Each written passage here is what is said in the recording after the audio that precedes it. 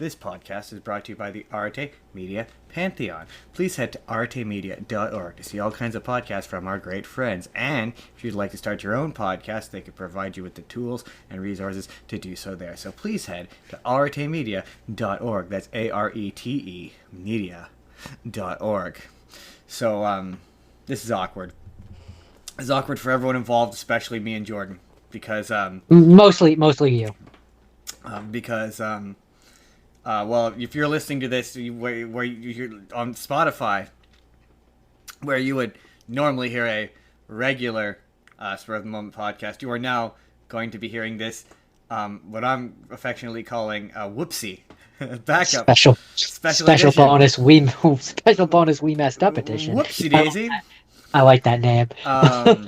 Whoops. That was my bad. That's what happens. Shit happens when you test new tech, and sometimes the testing of the new tech doesn't work out the way you had hoped. So, we're gonna go through some news. I've got some news that we didn't do on Sunday. So me and Jordan don't get bored and have the same conversation we had already, which is I realized we didn't talk about Conformity Gate last week. So we didn't talk about Stranger Things, and I think. We'll probably talk a bit about Stranger Things season 1, because I just finished season 1, and that'll pad out the runtime. That was fast. Not really. It took me like 2 weeks to do it. I probably could have done it faster, but other things got in the way. Fair enough. I should be watching Stranger Things right now, but I'm doing this instead because just be a moron. We're going to talk about Conformity Gate. I found some stories that for whatever reason I missed over, so I've got about 10, which is 4 less than regular, but is there still some here? We're going to round it out with some comment response time. And then, I think to prevent this from being boring for me and Jordan, I have a game, I have a way we're gonna shuffle up what we did on Sunday, so it's different, but you guys more or less get the same content that you got on Sunday, because I think it'll be funny. I mean... They will think they have, but you and I will secretly know it's just not the same. It's not the same. But that's why it's different. We initially did, just so you all know, we had a game where it was Zac Efron, Seth Rogen versus Bill Murray and Robert Pattinson, and we put them all in a battle royale, and they all duked it out, and we determined that it was probably Edward Cullen. Yeah, he's a vampire. He's got like super strength and stuff. So, but I've got a fun game. Quite a few of mine were just Zac Efron with his shirt off, which granted appeals to a lot of people, but in a death battle style, kind of situation, I don't think his abs were gonna save anyone. I really don't. Against a vampire, no, I don't think so. I don't think so. So I have a different game we're gonna play that I think is gonna be fun. Maybe we won't hit all the movies we did. Maybe we will. We'll see how it goes. We're going to play it by ear. We're going to just see how this goes.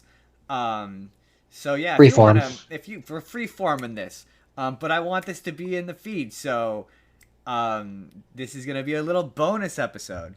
But in the episode, it's going to take the place of the main episode. If you want to go hear my half of the conversation, you can go do that. And you can kind of hear Jordan a little bit.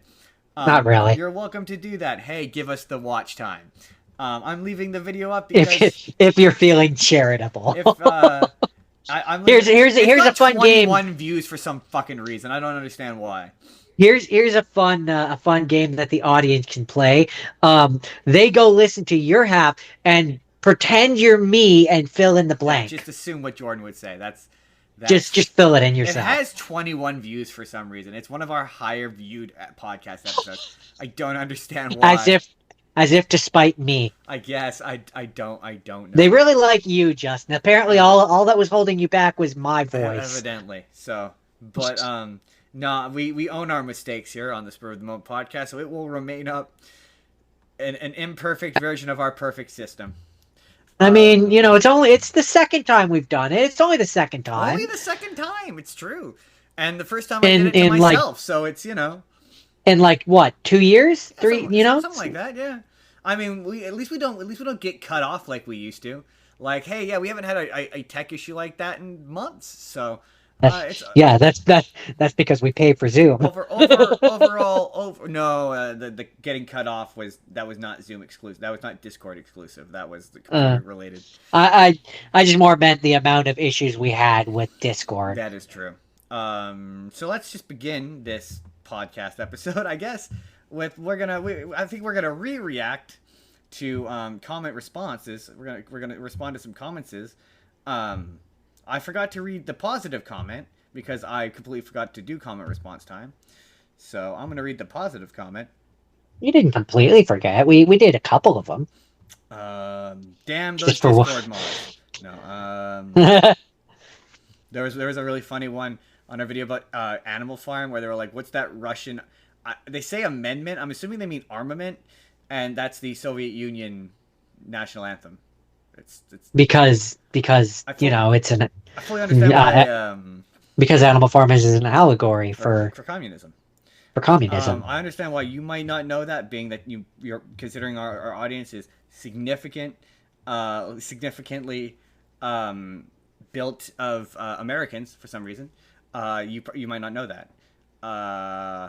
Also, anytime you leave a comment that's "Do you live in your mother's basement?" Our mother.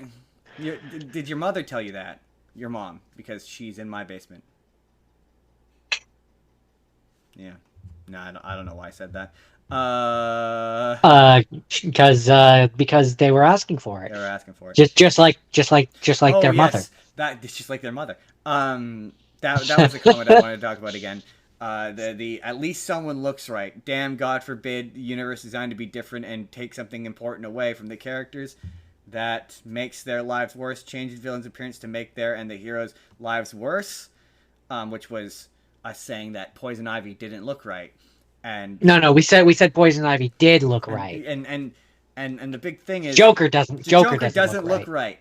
He should be a clown. Like, I don't mind like the different versions of the Joker where he's like different kinds of a clown. Like, yeah, at least he's called the Joker. Like, I just the thing is that you know what a Joker is? It's a clown. Yeah, the thing is that ultimately, when you're doing an adaptation of a character, the character has to stay true to the themes and tones of which it was intended to fit.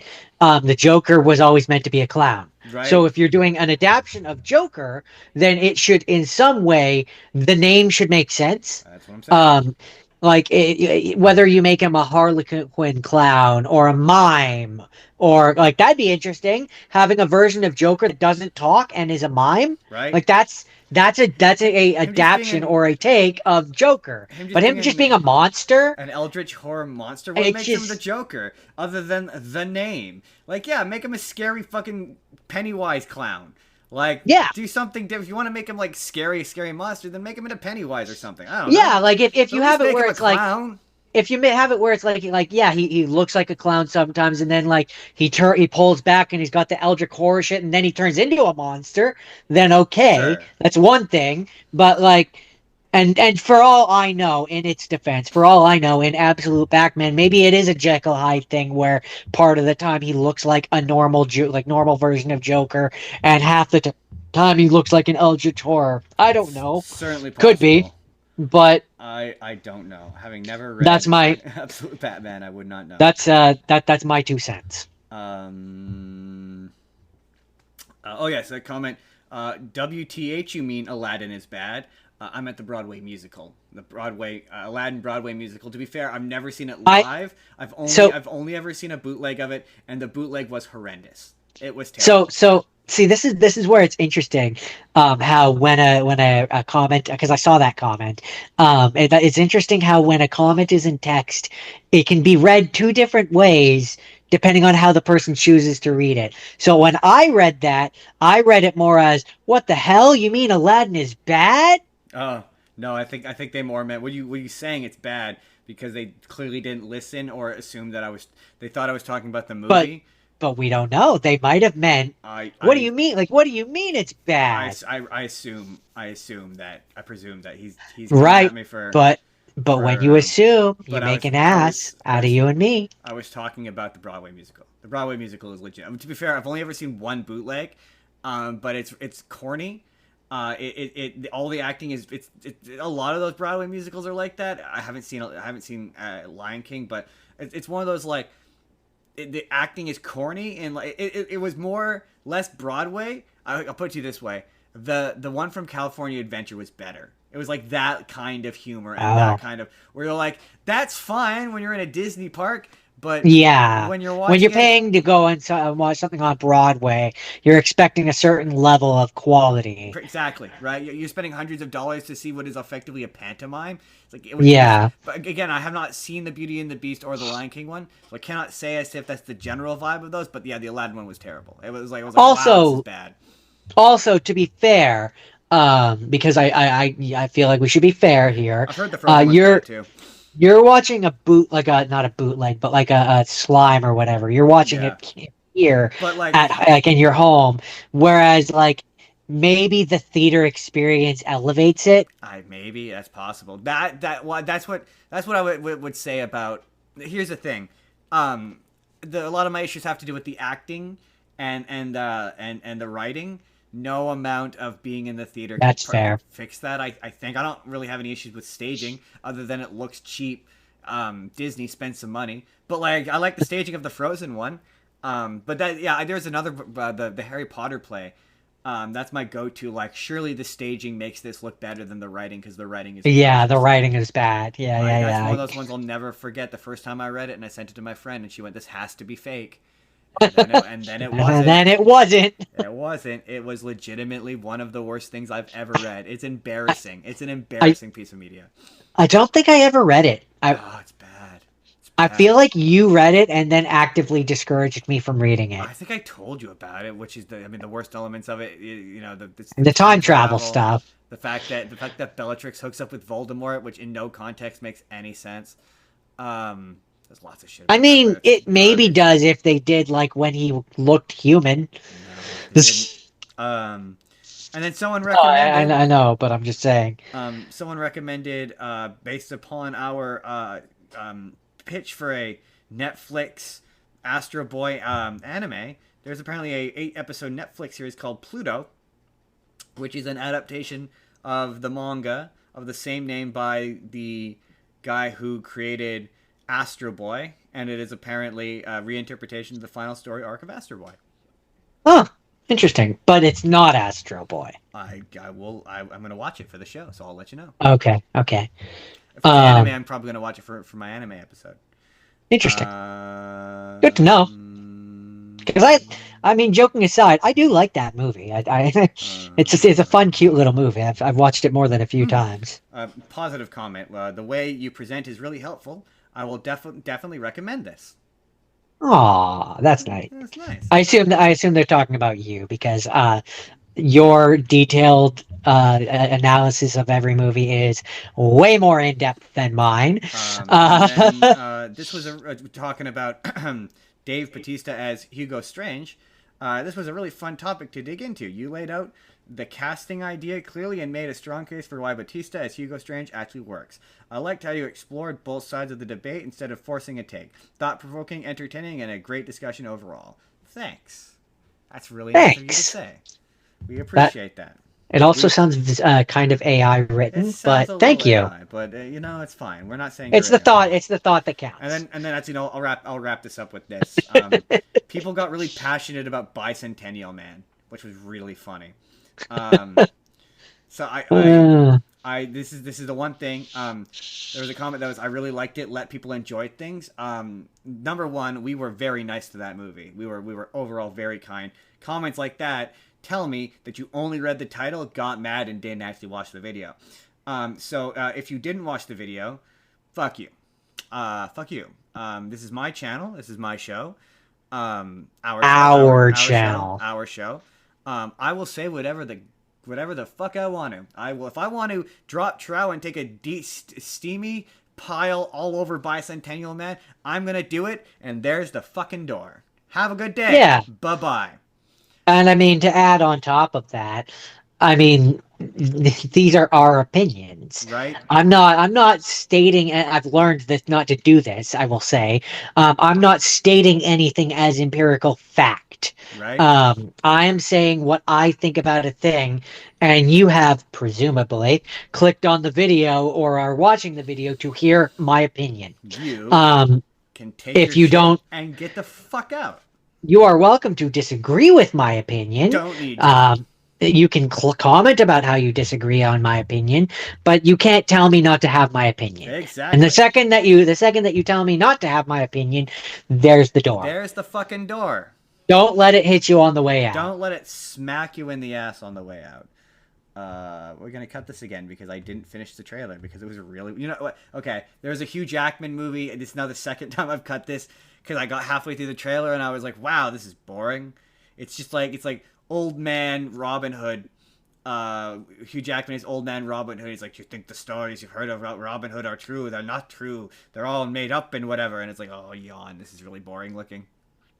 Yeah, that sounds like a Netflix special. Yeah, it's an A24 movie. So one of the stories we talked about yesterday, we're gonna talk about it again because people are getting big mad about it on the internet in the past couple days, which I thought was funny. Which is um, Tangled, the Tangled movie. They announced who's gonna play Rapunzel and Lynn, thank you, Mother Flynn Gothel. Rider. Flynn Rider, and they look exactly. Disney has opted to just make them look like the cartoon, and that's just the direction they want to go with from now on. Is they just want to make it look like the cartoon. And look, hey man, that's gonna sell the tickets. That's gonna make the money, and that's gonna keep people from bitching about it on the internet. But my God, that's boring. That's just Yeah, boring. That is boring. I won't bother telling you who they are because you have no idea who they are. You don't have a clue. I didn't know who they so were. Which is I'm for good. me. That's good. I prefer that. But Um, for me, when it comes to casting decisions of that nature, it really depends on the character for me. So like most of the cast, I don't really. I think it could be pretty much anyone. For example, Mother Gothel could be just about anyone because it's not like her and Rapunzel are actually related, so she could be just about true. anyone, True. right? But for me, Rapunzel, I hear That's a fair point. Rapunzel. Actually, that's a fair point.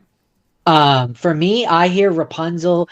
I think Rapunzel let down your golden hair. I think white girl, Yeah, I'm right? sure. That's I'm just pretty sure that's a German name, so it just makes. yeah. But So it's just also, I right. mean, But then but then that's where I say like Mother Gothel adopted. Flynn can just be about anybody. yeah, He's not for me. yeah. I'm not locked in on that. Any of the ruffians can be just about anybody, right? Like there's certain characters for me where it doesn't matter, and there's certain characters where I connotate a certain image. Look, it's Tangled. I could care less, but um, Ultimately, yeah. um, I'm not against race bending Rapunzel only, but the only way I would do it is you have to make her hair really blonde. So she's like, yeah, she's like a any person of color, Hispanic, Asian. black, Asian, whatever, a person who would typically would have very dark hair. It would be kind of interesting if you made the hair look more magical, more tenderly. Yeah, And then they were a that person I of could color, and you're see. like, oh yeah, they're not supposed to have this color. It sticks out. Then that'd be interesting, but it doesn't matter. They've cast the people in there white as bread, so um, It's a moot point it's at a this moot point. point because Except for everyone went to watch, everyone freaked out over that live action Moana trailer, and Disney learned the wrong lesson, like um, always. except I don't think they have officially cast Mother Gothel.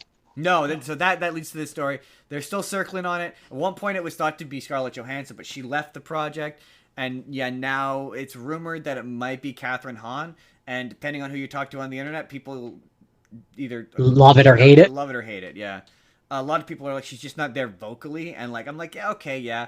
I think she has the energy though, because to me, Yeah, she's like Agatha is basically Mother Gothel. Like yeah, she really is. it's a And sassy, so backhanded compliment, like kind of passive aggressive character. She's kind of perfect for that. So I don't get what people's issue is. yeah, I really could see her in that role very much. I could see her in that role. Wait, But keep talking, keep uh, talking. I'm checking this out. but it would be interesting to play the game of if you could choose someone different, any race, who would you choose? Sorry, You, Justin me? Spurr, for Mother Gothel. Hmm. And Oh. it can be any race, it can be like anybody, literally anybody. Hmm. Interesting But it has question. to be a woman. Interesting question. Although it would be interesting. I mean, they would never do Sounds right. this, Okay, we're but good. We're good. it, We're it good. would it would have been interesting if Mother Gothel was like Father Gustavo or Father something. Gustav. Oh, it's not fair. Like I want to say Patty LuPone, but I think she might be too old. It's got to be someone young, but with a powerful voice. Or someone in their like 40s. I I don't mean, know. technically, I'm really okay with Catherine Hahn. I'm gonna be completely honest with yeah, you. technically it could be someone older, because technically Gothel is old, so you could have someone older who they use like CG magic to make No, look younger. no. I'm just trying to think. Who's You got to could. be? Yeah, no, would not be into that. Who is really powerful vocally right now? Don't know. I don't know who I would do. Yeah, I'm really quite content with Catherine Hahn. I'm not gonna lie to you. I like her as that character. I'll For come some back to reason that you. for some reason the first name that's coming to mind is Salma Hayek. Yeah, but she can't sing. Can I she just don't sing? think I don't think she would actually work in that role, but for whatever reason that's just the first name that comes to mind. Now I'm I am joking aside, I am fairly content with the it was Agatha all along. pretty content with it being Agatha all along. I don't really have A better for a person. right. Uh, oh, interesting. Never mind. Last yesterday I said that the Joker was Amadeus Arkham. Yeah, I apparently didn't read this thoroughly enough because it's not that the Joker is Amadeus He's Arkham. related to him. He's Amadeus Arkham's son, and he's the Oh, infamous okay. because the article was he's a famous serial killer, and I guess I left that part out. So do you want to take a stab at which famous serial killer he could possibly be? Jack the Ripper. How did you guess? It's just, I mean, they've done Jack the Ripper before, so Yeah, he is. He is apparently Jack the Ripper, and he can choose to turn into monster whenever he wants, from what I read. okay. So they are going the Jackal or not Jekyll Hyde, but they are going the he can transform route. Okay, that's I think different. so, something like that. I still don't see why he's called Joker. Is he called Joker? Yeah. So as far as I know, yeah, because he vaguely looks like a clown. I guess. I don't know. I got nothing, man. I got There has to nothing. be a reason. I got nothing. Like I'm there sure has there to be is. an in universe reason I why they would call him Joker. I'd be down for an R-rated DC Universe animated movie, which is Absolute Batman that does his like backstory and some of his characters in like a truncated form. I'd be down for that. I'd watch that. I don't know enough about Absolute Batman to know whether or not I'd want that.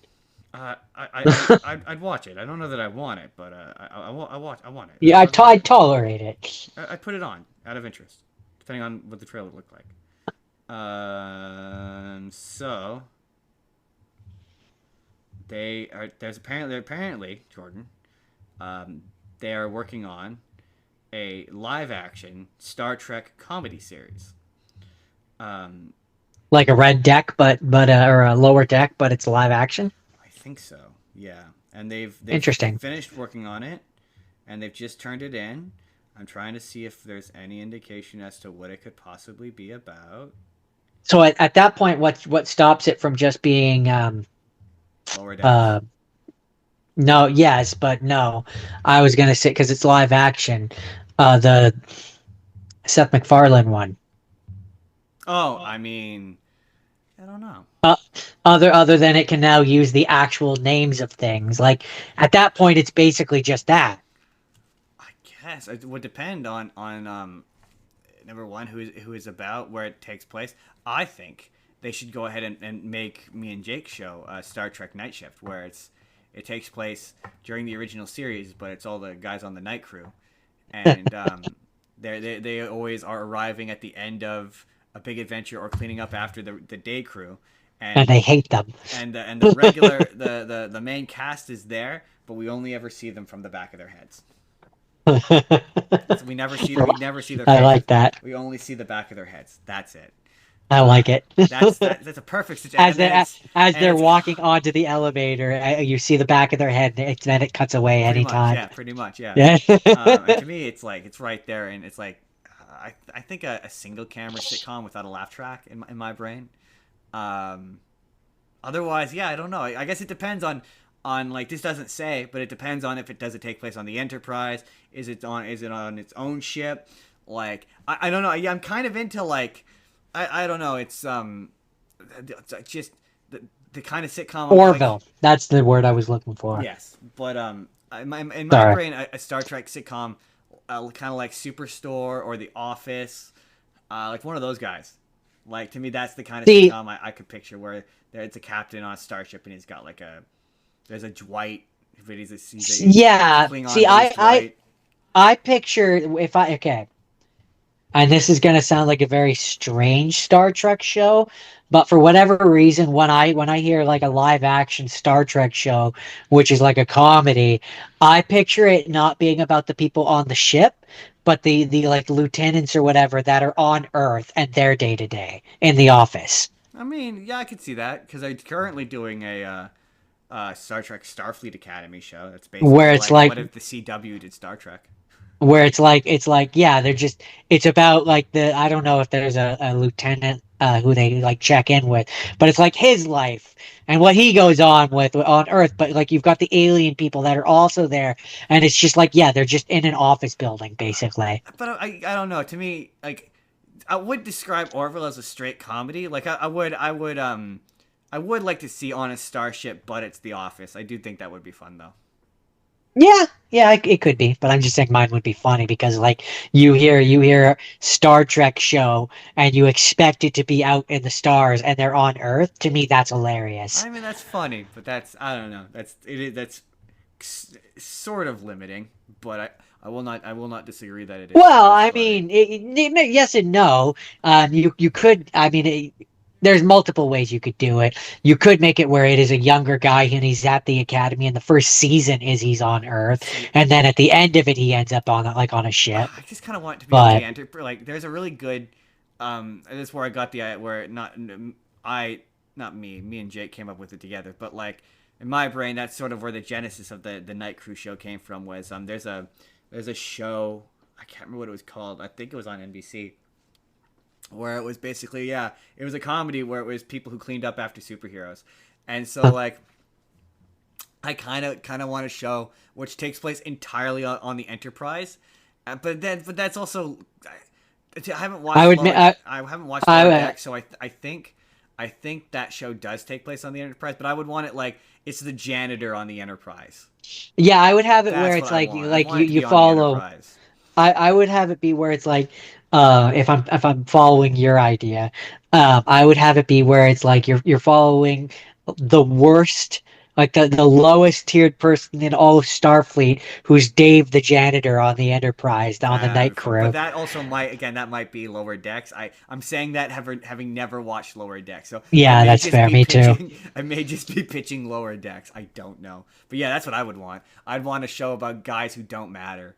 Like that's where comedy is in Star Trek. Where what I would end up doing is I would have it be where yeah you follow Dave, and it's like he bumbles upwards, That would be so he funny. keeps finding success accidentally till he's like the captain of a ship and he has no idea what the hell he's Because doing. to me, the funniest thing I have the same thing about Star Wars is when you put star superhero characters, Star Wars characters into just regular everyday scenarios where like they just have to live an everyday life, and you're like, what is everyday life like in the Star Look Trek like in universe? this Yeah, in this I've, world. I've Yeah, the yeah. same thing. Like for me, one of my dream shows that I would love for them to make, but they would never make, is C-SPAN in the Star Wars universe. C-SPAN? C-SPAN is just where it's all the footage from the Senate. That's where you Oh, air where you air that. It's where you air all your congressional hearings. So I just want a show where it's just like newsreel footage of like the Galactic Senate and them debating bills. Like I think that would be hilarious, but no one wants that. But I do. I no, do. nobody wants that. Um, so they're doing in comic books. Speaking of comic books, they're doing uh, Superman and the Boys, and I somehow Mortal Kombat. Superman and the boys. Yeah, Okay. and we finally get Superman? Homelander versus Superman, and Homelander like tackles Superman, and it made the internet really mad. Because they're like, there's no way that Homelander could stand up to Superman because Homelander is not as strong as Superman, which is true.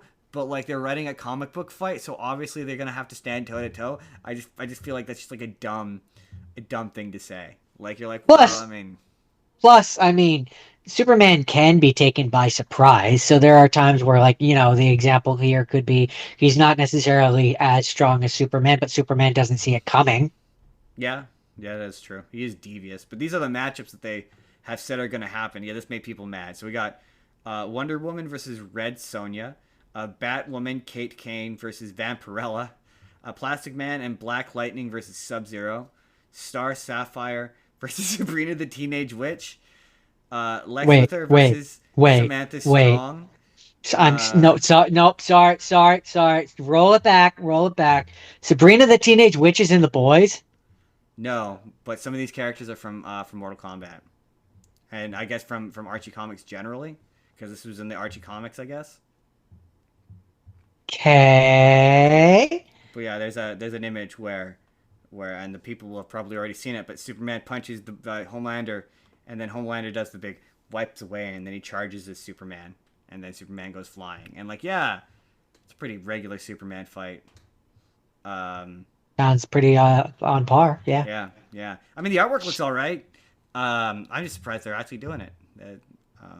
Yeah. Skipping that, saving that. Jordan, then that's okay. This article starts off sounding cool, right? And then it stops pretty immediately. So Okay, hit me. Hit this me. is the headline: New Scooby-Doo spin-off in works after Velma release window revealed.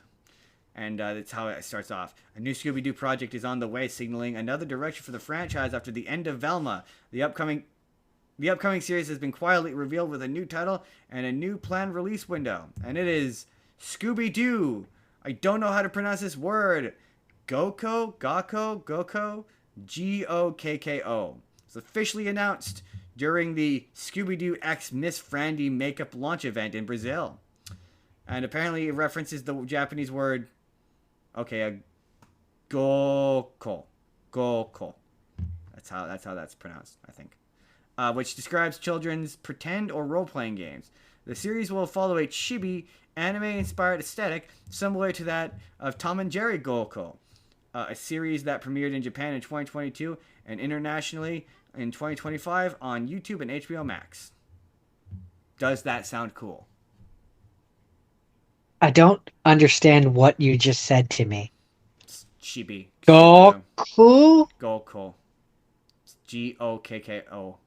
I don't Gokko. know what that is, but yeah, I heard chibi and that makes me lose interest. It's a Japanese word which describes children's pretend or role-playing games.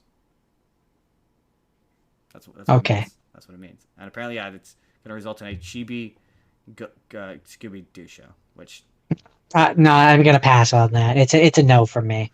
that's a no for me. I'm going to say no to that one. Can't be any worse than the Velma one though. No, no, it cannot. But I Um, feel like that's a pretty low bar. so they released an image from Toy Story 5, and it's Woody and Buzz, and they're standing through a door, and they're looking at Bonnie and the mom, and it's revealed that Bonnie has been aged up to be 8 years old in this movie. And as always, the funniest thing with Toy Story 5 right now is every time How they old was she in the last one? Like 5? like 5, something like that. Oh, it comes out on June 19th. The funny bit about anything Toy Story related now is how like every comment is like, how did Woody come back? And you're like, my God, way to be months late to that complaint. We were talking about this like a year ago. Where In were Toy you? Story 4, yeah, Bonnie's 5 or 6. Jordan, you'll be excited for this. They've given the release window for Enola Holmes 3. More Oh, Enola Holmes. didn't realize they were making a third one. Enola Holmesy. And, No, Justin, you messed up. You should have said they're making Enola 3, Enola Holmes 3, Home Sweet Home. our Holmes on the Range. I mean, even that's better. Yeah. Um, The point is that on the second time around, you did it better, and that's what matters. that's all that Use take matters. two. It's coming out in uh, scheduled for July? release in 2026. Oh, The official logline release adventure chases Detective Enola Holmes to Malta, where personal and professional dreams collide in a case more tangled and treacherous than she has ever faced before. Besides Millie Bobby Brown, it will casting features Louis Partridge as Tewksbury, Himesh Patel as Dr. John Watson, Henry Cavill as Sherlock Holmes, Helena Bonham Carter as Eudora Holmes, the and mom. Sharon Duncan Brewster as Moriarty. Wait, Huh. Moriarty's a woman? Cool. Huh. I guess in this universe. I don't remember if we find that out or if we found that. I don't remember. Here's the thing, Justin. I've only watched the Enola Holmes 2 like once, and I don't remember if Moriarty and Watson were in that. I don't think they were. I think they're in this third one for the first time. That makes sense. That makes sense. So Jordan, they announced that this big MCU star, he's gonna. But I will say, sorry, real quick, I will say it does make me happy that Henry Cavill is coming back as Sherlock Holmes because I like him as Sherlock Holmes in those movies. I would watch a full Sherlock Holmes movie with Henry Cavill as Sherlock Holmes. All right, that's fair enough. I'm gonna have to watch those movies one day. Not a big Sherlock I, Holmes guy. I like them. You know, they're fun. They're Give me an fun. excuse to watch the Benedict Cumberbatch versions. Oh, I gotta I watch. remember the Robert Downey Jr. one. I gotta watch the Benedict Cumberbatch. Yeah, you watched the second one and then went. I think I watched the first one and then we discovered midway through that you had actually watched the second one. And you went. That just goes to show how much I remember the first one. Yeah, good Um, times. Good times. um, apparently I don't remember who, but Sherlock Holmes was supposed to be played by someone else, and Robert Downey Jr. like came in and snagged it because he was popular at the time, Oh yeah, that's funny. something like that.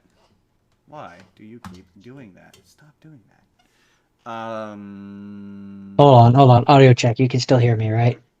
but Sherlock Holmes was supposed to be played by someone else, and Robert Downey Jr. like came in and snagged it because he was popular at the time. Why do you keep doing that? That's funny. Okay, good. Good, you Stop can. doing that. Yeah, no, now I'm fucking paranoid because of last time. Thanks, Justin. Thanks, brother. No problem. It's what I can do. It's what I do. What's next? Next, Jordan. Next, they announced that this MCU star is going to be in the Batman 2. Sebastian Stan it's been revealed that he will be playing Harvey Dent in the Batman 2. We don't know if Two-Face, but we know Harvey Dent, and that immediately made all the MCU fans will go, well, he's obviously gonna die in Doomsday then. And I mean, yeah, because what else was he gonna do? I mean, the thing Like that the thing what? with Bucky, Were they gonna kill off Sam Wilson and have him become the next Captain America? No, I mean, he's they weren't still gonna do that. Were they gonna have him continue to disinterestingly play Bucky Barnes when he clearly has no desire to continue playing that role anymore? he's been Probably not. yeah, in my opinion, kind of foot in, foot out. Like he's not really in Captain America 4 other than like one scene. He's in the Defenders, but like his enthusiasm, in my opinion, seems moderate at best. So yeah, I just like, yeah, that makes sense. And he's a character that's like expendable in the sense that like he's just big enough that you can kill him and it'll be like that means he means business. but it won't impact the franchise going forward because he's like one of the old guys. It's like killing off Yeah. Captain America or Thor. Like it's pretty Well, it's safe bet that also like Thor is probably gonna die in this, or at the very least, this is gonna be the last one. All of these characters are like, this is the last one, including the we didn't. If I could talk well, about it, including those X-Men actors who are in it, they all look like they're like, let's suit up one last one time last for the adventure. third time, in some cases. Well, especially with Thor, I don't think he's going. Okay, here's my prediction. I don't think he's going to die. I think he's going to become the All Father, and Okay. I think that will then keep him in a position where he's busy. He can't do any of the adventures anymore, so he won't get anywhere. He's like the main guy, but he can still come back and do the odd cameo if they want to bring him back. Yeah, I And mean, his daughter will get his hammer and become the next Thor. yeah, I don't. I think I don't know. I think Thor generally as a concept is probably done. Like I just don't. Although supposedly Chris Hemsworth is making Thor 5, so who the fuck knows? But I think the daughter will get the power and get the ability, get the hammer and get the ability to do the Thor stuff. And then she will be the Thor on the Young Avengers team. maybe, but I don't think so. Um, and also like they're only making one more of these Batman movies, the Batman. Like they're only making this sequel, and then that's it. This is like they're not gonna make another one. I'd be shocked if they did because they want to have the DCU Batman show up, and they don't want to have multiple Batmans for some reason. So like this will be the last one, and they won't make a third one unless this makes crazy money, which it won't because I don't love the fact that he's Harvey Dent. I saw someone say this on the internet, and I completely agree with it. When you make Batman gritty and realistic, you're kind of limited to like two Batman villains, the Joker and Two Face, and that's kind of it, or the Penguin, Or the and Riddler. they've done all that. Like this next one, supposedly Joker is going to be in it, which God I hope not. It's just going to be even more of a Chris Nolan movie than the last one was. Like, what are the odds that this just isn't going to be The Dark Knight again? Like that's what's Yeah. gonna happen. Like Yeah. cinematography, and it can only get you so far if your story is just the same. Like get adventurous. Yeah, you can do the weird Batman villains, but do them like if they were realistic, like if they existed in the real world. Like do Frozone, not Frozone, Mister Dr. Freeze. Freeze. Do Mister Freeze and do Clayface and do the ventriloquist. Like do the interesting villains. Don't just do Two Face for the 100th fucking time. I agree. I Uh, would love to see um not necessarily a gritty realistic version, but I'd love to see an interpretation of Mr. Freeze.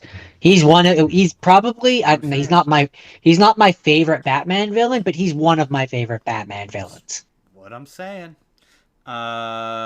And Jordan. he's a character which you can play with and have actual fucking nuance with because the entire point of his character is he's doing what he does to save his wife. He's nuanced. That's the whole He's nuanced. fucking Like point. you can have depth with him and have it be interesting. That's the fucking point. You fucking plebes. You fucking thoughts? Your thoughts. Jordan. You're probably wondering to yourself, "Hey, we're awesome, and we know." But thank you anyway. Now, you're probably wondering, Jordan. Yes, I was wondering that definitive statement. You're right. Jordan, you're probably wondering who will be playing Miss Piggy in the upcoming Miss Piggy movie. Jordan, how dare you? Uh, Quite frankly, how dare you? I just, Don't. How dare you but imply I, that anyone other than Miss Piggy would be playing Miss Piggy? How dare you? Quite frankly, how dare you? And Emma I Stone should, has come out. I should have known You better. should You're have. right. You should have. That's quite frankly I the mean, truth. what other famous pig is there that could even attempt to? Jordan, she is an icon, and Emma Stone has responded to this accusation in kind, and I will read her statement on this matter right now. Emma Stone, who is producing, along with Jennifer Lawrence, the Miss Piggy movie, has said that, first of all, that is the biggest insult to Miss Piggy I have ever heard. I will not have her name dragged through the mud like that. Why would I play a literal star? Stone further stated, "No, of course I'm not playing Miss Piggy, and neither is Jen. We pale in comparison. Are you out of your mind? Miss Piggy is playing Miss Piggy. She would be storming out here right now at the mere suggestion. Because Miss Piggy, to be clear, is an icon. I mean, I thought they should have cast Porky Pig in drag. You Rude. know, That's rude. that was my casting choice. But I can respect going with Miss Piggy. All this I can tells me. understand. Oh no, it's yeah. Emma Stone and yeah, Jennifer Lawrence are producing it, and Cole, I don't know who Cole is. Cole Escola is writing it. Lawrence said that the idea came during the COVID-19 lockdown. One of my good friends who's not in the industry was like, Miss Piggy is a feminist icon, and she said it would be so funny if Miss Piggy got canceled. He said that is not the plot, but it got the wheels turning. That's pretty funny. I'm totally. Oh yeah, Cole Escola, That known would be for. funny. That would be a funny movie. I'm sure that's not what this movie is, but that would be a funny movie. Is if Miss Piggy was like behind the times kind of thing and says something and gets herself canceled, and she has to do like a press tour where like I or like like how a Miss Piggy whatever got her groove tour. back. Like that's the movie. Yeah, I want like I think what I think they should do is they should continue it off of the events of Muppets Most Wanted. the television show, and have it where her television show got canceled and she's like embittered and like is trying to make a comeback. I mean, I guess they kind of did Either that with way, they did that with the Muppet movie, but still, I think that would be funny. either way, it should be a lot of fun. I mean, like I say, I think Jennifer Lawrence and Emma Stone are very funny. Yeah. I would like both of them to be in it, and I would like a buddy comedy with have the other Muppets involved, but have it be Jennifer Lawrence and Emma Stone team up with Miss Piggy, and I'm totally down for that.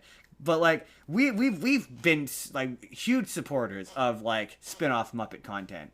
Like we were huge. Yeah. I mean, I loved the Electric Mayhem Electric show. Mayhem is again. I had a YouTube video on it. It is underrated. Such an underrated show. If you're a Muppets fan, you need to watch that show because it is genuinely very good.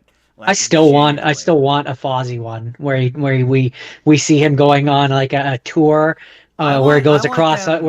where he goes across America doing his stand-up routine and That would also what be I funny. want what I want or North America would be more ideal but because we could maybe go to one of these but what I want is I want them to actually do it Do where a tour. they go to like go across do the tour have it where you can pay to go and be in the audience and watch Fozzie do a stand-up routine I mean, and maybe not that, but with them working on. I mean, I said this. There's a really good clip of them and doing then a of and them then they doing have they have the show which is like the story aspects of it but like in the show it cuts to scenes where he's doing the oh yeah. stand-up and it Uh, would be his real stand-up. I saw a clip of I can't remember what it was. I think it was a Seth Rogen thing. I'm pretty sure it was a Seth Rogen thing. But there was a clip of him doing stand up and it's him bombing. And I'm pretty sure Seth Rogen comes out and goes, "You're not doing so good." But like that made me go like, yeah, they should do. Netflix should do, or even Disney Plus, but whatever. Have Seth Rogen produce it, and they should do a Fozzie Bear stand up special.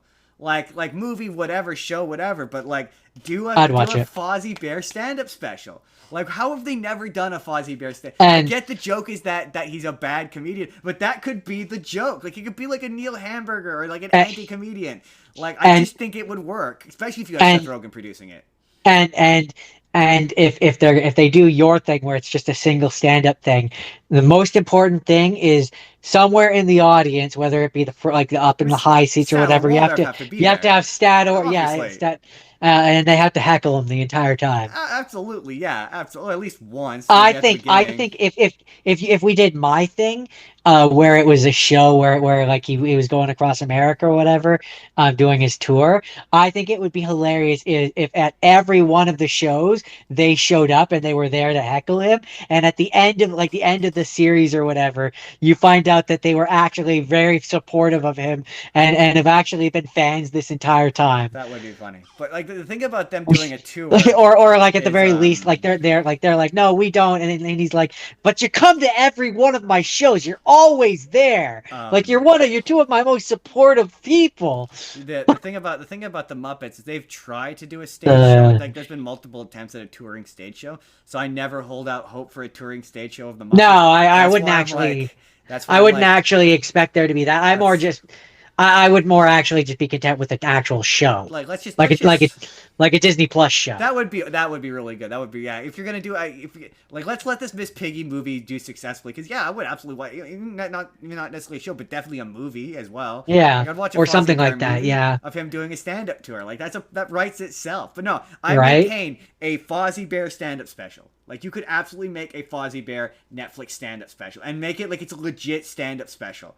Like if Plus, if you Randy did it, Feltface can be successful, the iconic Fozzie Bear can have a successful stand-up comedy special on something. absolutely. On something. And you Um, can include the other Muppets in there. It doesn't have to just be Fozzie. Like you can include oh, I Kermit mean, and whoever. no, no, no, no, no. See, that's where it's funny. That's where it would be most funny.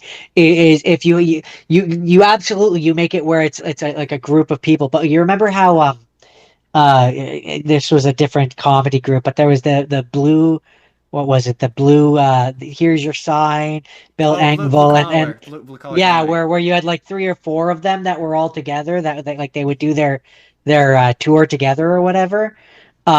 Maybe I'm mistaking that, Yep, but yep, yep. what I would do is I would make it where Fozzie is part of a comedy group, and he's the Muppet, and like the three other people are actual comedians who are just actual comedians, See, and just have I random comedians. well, yeah. Well, I mean, yeah. If I were touring this as a show, that's what I would do. I would have it where, I mean, you could still do it as a big, like a 2 hour thing where, yeah, you have real comedians go up and do stand up, and then Fozzie's the closer. That would be funny. Yeah, But no, in my brain, but to be fair, it's kind of what this new Muppet show is kind of shaking out to be, where it's like, yeah, Seth Rogen plays himself in it, and he's the one who's paid for it or whatever, and it's got yeah. celebrity cameos, and I just think If I that'd be did funny. that though, if I did I that, just like think that'd be funny. if I had creative control, and I made this thing where Fozzie was part of a comedy group or whatever, and they went on tour, I would not market it as a Muppets thing.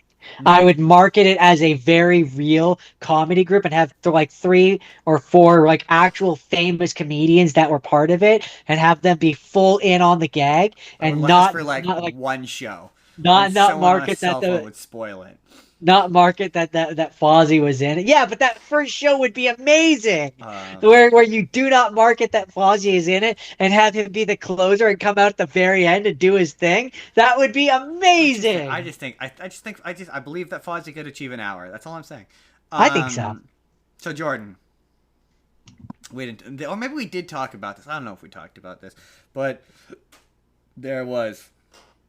I just think the headline of this article is really funny. Stranger Things are distraught after Netflix didn't release episode 9, a thing that was literally never going to happen because that's not how television works. This is not, I guess maybe it's because I've been on the internet long enough producing content for 5 years that like this is like the fourth time we've been through this. Like I saw a bunch of people be like the Sherlock or the Supernatural. Oh, there's going to be an actual real finale, or Game of Thrones, or WandaVision. Remember when we all thought that there was going to be an extra secret episode of WandaVision that was going to set up Yeah, that Doctor Strange was going to show up in? It was going to set up Doctor Strange 2 that never happened. Like, yeah. We fell into that one too. sometimes a bad episode is just a bad episode, man. I hate to tell you. I hate to Bad break it to ending you. is a bad ending. Yeah, and the thing that's funny is like, and I can say this because spoiler alert, I'm working on including Stranger Things in an episode, so I'm watching it, and I just finished season 1, and I'm season 1 is it has everything that everyone's saying about it. Again, it's great with setup, but the payoff is bad. Like it gets to the end of it, and like the entire time they're like, okay, there's this big conspiracy with this with involving the kid, and there's all these mysteries, and then it gets to the end, and the mystery is that they're just kind of a dull secret organization from the government. There really isn't anything intriguing or interesting or Yeah, all that but exciting what? revealed about and it's especially egregious when you remember that there was only supposed to be one season, right? Oh, Initially, was there? yes, it was there was only going to be one season, and it was going to be an anthology show, and each of the next seasons were going to be something different. But the first season was so Interesting. popular that they made multiple seasons. So like the fact that they don't explain what the Upside Down is, and they eventually gets to the point where they reveal the Demigorgon, and it's just kind of a not very interesting or exciting monster. It's just Like, Yeah. So what I kind of came to realize when it comes to the Duffer Brothers, and the way that they do things is, um, and I'm gonna try and not spoil season 5 when I say this, but they, you're right, are good at setting things up. not good at paying And it off. they're good at threading a story. They don't know how to finish a thing. And so the issues that people are having with the final season, Every season is um, like that. They're all like that. Every yes, single one. yes, and but the They reason all why have it's bad not endings. the reason why it's not as noticeable with the or it's not it's more forgivable. I don't know how to word it, but the reason why it's not as bad or it's not as it doesn't bother people, I guess I should say, as much with the previous seasons is because with the previous seasons you knew there was going to be another season where they have another opportunity Not to always. finally wrap things up, right? No, but I'm saying with this show with Maybe. season 3, season 4, whatever, I you knew they were planning on doing I another I season don't think where that's the there was case. an opportunity where they could wrap things up. No. Where let me finish, please. Whereas with this last season, the reason why people want that secret episode and why people were so believing of that is because there's nothing else. There's no other ending, so they're not going to get a satisfying ending because they just don't know how to land a satisfying ending. No. No one's ever said that the show had no one has ever had the opinion that we have until this season. Like everyone thought that season No, I 4. Hold know, on, let me but finish. but I'm saying the I let you reason. finish. Let me finish. The only reason why people are not as forgiving now is because, and someone pointed this out, the time gaps between the previous seasons were much shorter. They were like at most a year, which distracted people away from the fact. I think the reason why people are noticing all the issues that have existed since the beginning of this show is not because there was a new. I've never seen a person criticize the show by being like, "Well, this season sucked balls, but at least there's going to be one more that'll fix it." No one's ever said that. Everyone's always praised these No, seasons nobody for has being. ever said that, but my point is that they didn't need to say it. They internalized it. That's I don't what think they so. felt even if they didn't say it. Yes, Justin. They had an opportunity to fix things so nobody notices or harps on the bad things because they had an opportunity to fix things. Whereas now there is no opportunity. That's. There's no further, there's nothing. I think. We've hit the I end. think you're giving people entirely too much credit because I think it's truly because of that time gap because Agree to disagree. people spent so long hyping up what they felt was good. And it was always going to be this case of it's the kind of show where people's theories are always going to be better than what comes out. But no, like I think the fact that people are just noticing how the Duffer Brothers writes has everything to do with the fact that they had time to stew over how they wrote. But to be fair, as near as I can tell, like I'm looking into the future of trying to finish this series in a timely manner, and it's frustrating because season 4 is agonizing looking. Like I'm like Yeah, that's when it goes. That's when it that's gets when it really goes bad. off the rails. It becomes a bloated. The thing that frustrates me about Stranger Things is it's a bloated nightmare. Like every season of this show, like there's the season finale of the first season is a bloated nightmare. It is a bloated nightmare of a show. Like it's 56 minutes long and it could be 40. Like every episode of this show thus far, like the best episodes of that show are 45 minutes long. Like they're the best episodes because they're tight, they're compact, they get to the fucking point, they don't meander. Like there's so many scenes in season 1 in the season 1 finale where you're like cut, cut, cut, cut anytime now, man. And like I'm Yeah, looking. I also just like going back and watching those early seasons. A lot of the characters aren't likable. No, but it's a great representation of an 80s thing. I will say that. Like, having watched a lot of these style of movies from that era, like your Goonies, your Monster Squads, or whatever, yeah, kids from like shit like that typically suck. Because that's just the Yeah, way they were. yeah. No, I think Luke. You're not I think off the you're not bat, wrong. Lucas is so much more of an asshole than I remembered him being. I was like, wow, he is an asshole. Oh yeah, and Mike is just a whiny. He's whiny and annoying. He is quick to like flip on people in a heartbeat. It's truly a, and like yeah, when Don't even get me started. It must run in the family because Lucas's little sister is the worst. um but yeah, no, I'm looking. Like I say, I'm looking into the Oh, future. I'm looking into the future, and yeah, she does not get better. I'm looking forward to season 4, and it's like every episode is an hour and a half long. Everyone Yeah, they're like no, an hour 20, it's hour and a half long. And I'm ridiculous. like, there's no way I'm gonna be able to finish this in a week. There's no way I'm gonna be able to get through a 2.5 hour. I don't understand. I don't understand. No one has been able to accurately articulate to me how you can enjoy a 2.5 hour episode of television.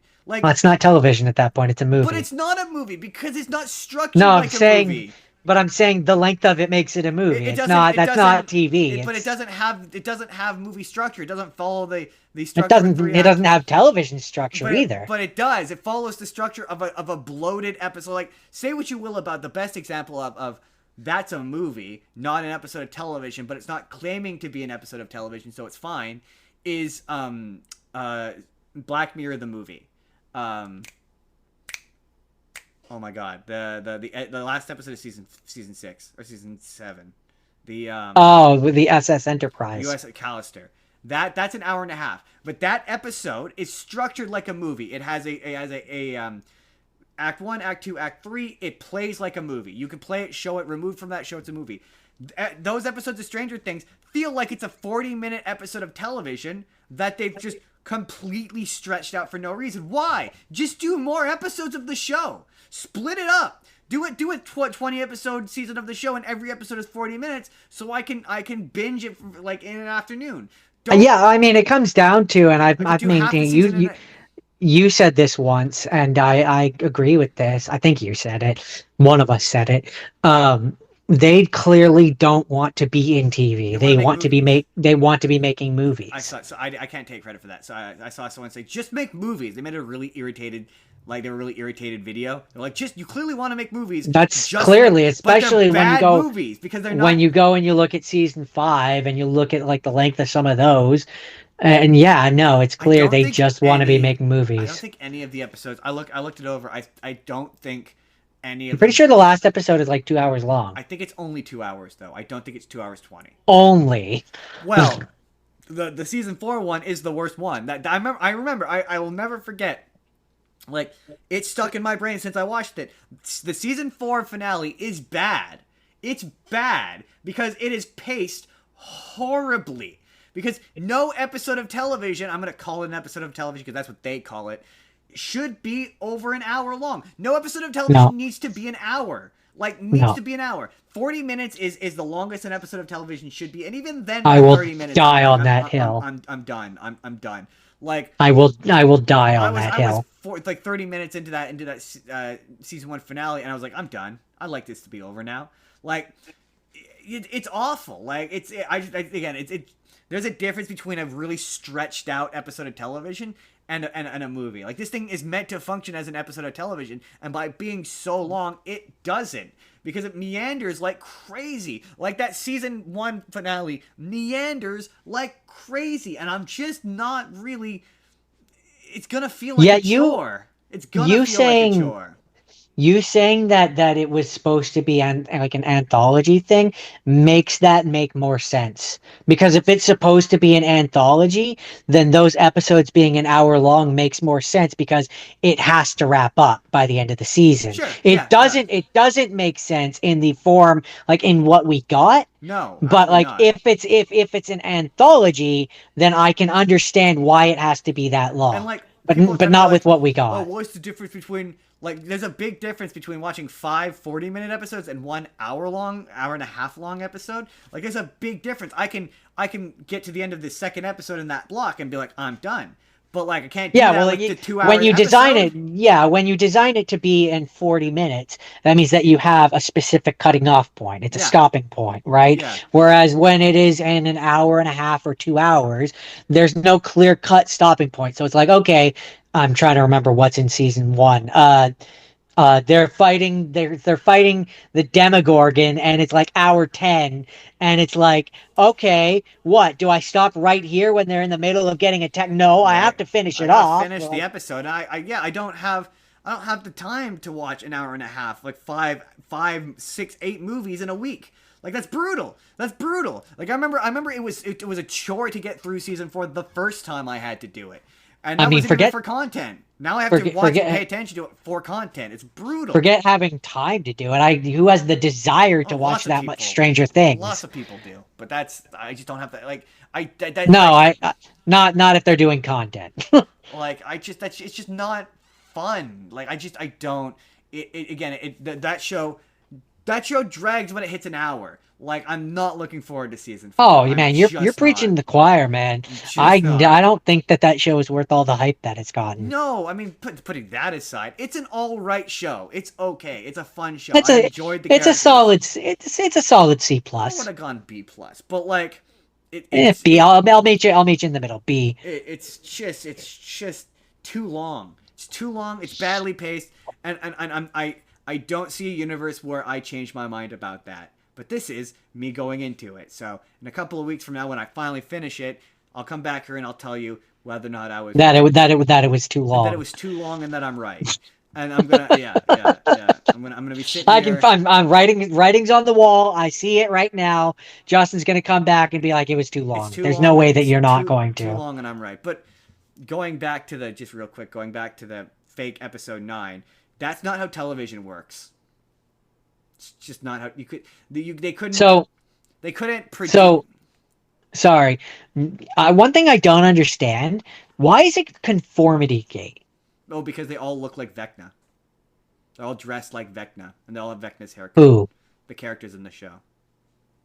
Have you not seen it? Have you not seen what the justification for why? So everyone. No, that's why I don't know why it's called So conformity they gate. all think that the last episode, Vecna wasn't defeated, and it's still in Vecna's realm, and all the characters are being mind controlled by Oh. Vecna, because there's all sorts of like there's the Mr. What's It stuff is in the background, and they all have Vecna's haircut at the graduation ceremony, and but that's Okay. not how television works. No. They wouldn't have spent a bunch of money promoting a final episode with the cast, sent them on a huge promotional tour saying it was the final episode, just for them to be like, nah, just kidding. Shown it in movie theaters. Well, that's my thing. Like, Had actors show up to the screenings of the finale, calling it the finale, just to be like, nah. That's not even putting aside the I could SAG maybe see them contracts that would doing. have to do. I could maybe see them pulling something like that if they hadn't put it in theaters. Just generally, I will say though, someone did say that a show needs to do that now. Needs to have a secret finale and blow everyone's mind. Yeah, yeah, Like yeah. They it do. needs to happen. But yeah, no, I'm working on it, guys. I'm working on finishing Stranger Things. We will talk about the finale of Stranger Things probably in the next, Eventually. probably in the next couple weeks, because we got wrestling to get through. We got wrestling stuff to do. That's the news and Stranger Things. This show, this episode, this whatever this is brought to you by Wild Education. They need help. Think of those fucking Think of animals. the animals, as always. You got to think about those animals and click the link in our description to donate to them. I've been putting their Facebook in, so you can go follow them on Facebook. They also have a YouTube channel as well you can subscribe to. They're putting out all kinds of content. They're doing all kinds of stuff, and we love supporting the animals. And Think of the animals. I'm gonna be on Down the Middle on Thursday, talking about stuff.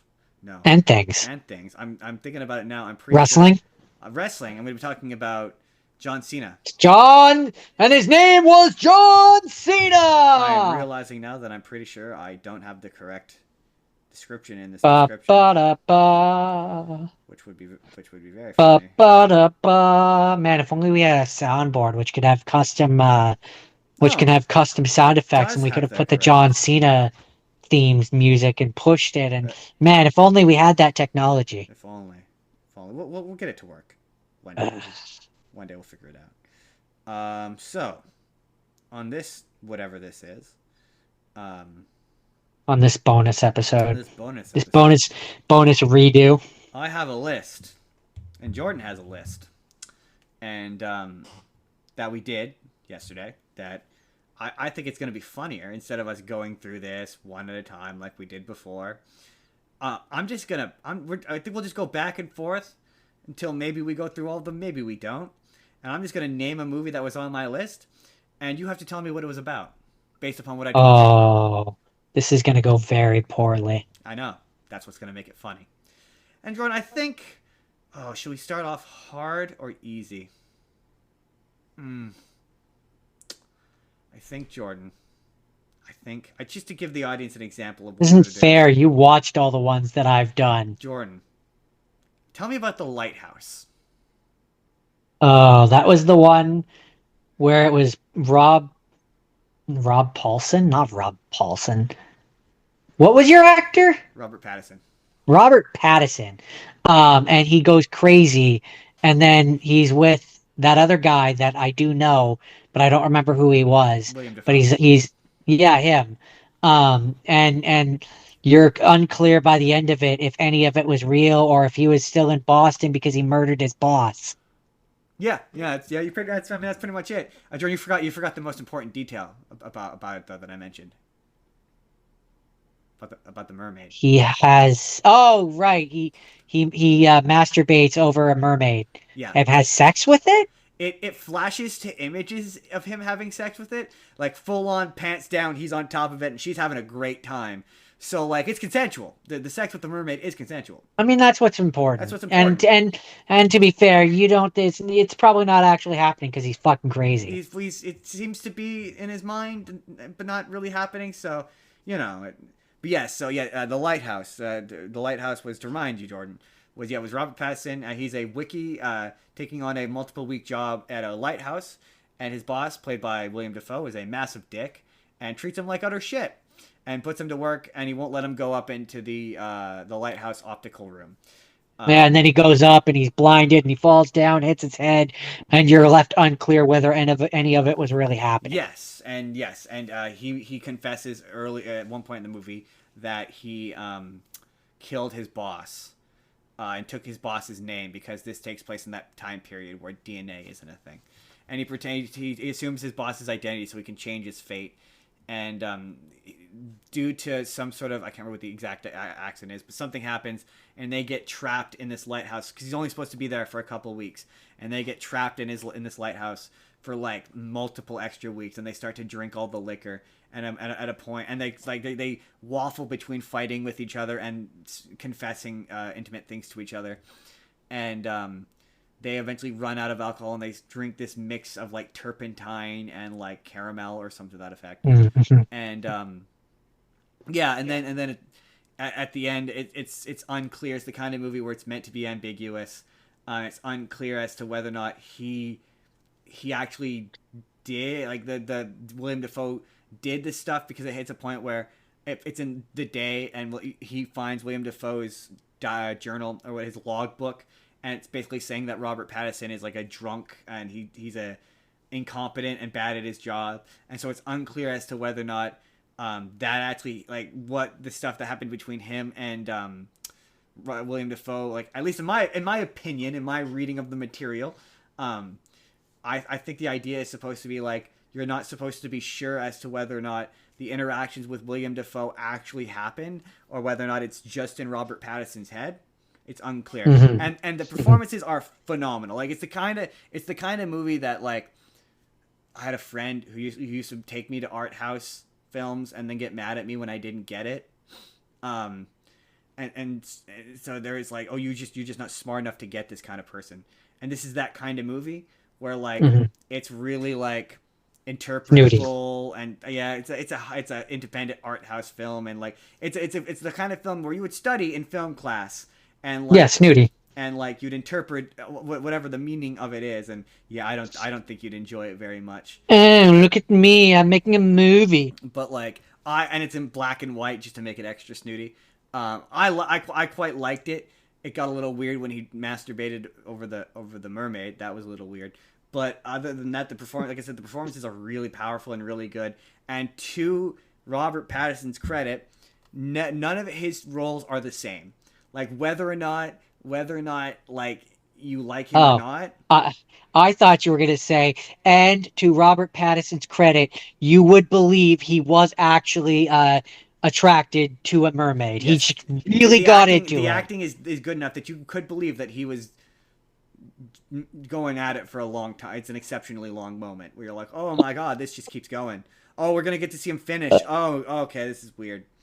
Um, but no, to Robert Pattinson's absolute credit, um, every single one of his performances, at least of the ones I watched, the four movies I watched, not a single one of them was the same, and that was I was like, oh, that's impressive. That's an impressive bit of talent.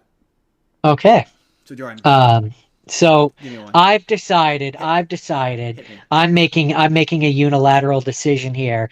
It's too easy for you because you've seen all the movies that I have watched and you have a better memory than me. So you have the added addendum of you have to describe it in 10 words or less. 10 words or less. I mean, well, that's Yes. no fun. Okay, What do you okay. mean? Well, I mean, that's no fun. Okay. It's too easy? All right, 5 words or No, less. 10 words. 10 words. And then we'll expand it out to actual discussion after I do my 10 Yes, I, words. I, I just I Okay. figured, we're doing the part where you describe it and then I talk about it, right? Okay. So Okay. you have to talk about it in 10 Give me, words or less. give me one. Give me one. But Dirty Grandpa. I was gonna say, don't give me. Okay, Dirty Grandpa's good. That's a solid one. Okay. Um, do names obviously count as words? Yes, Throw me up a 10. Okay. Zac Efron, I'm going to count that as one word. Robert De Niro is Zac Efron. Zac Efron's grandpa, and he is a freak.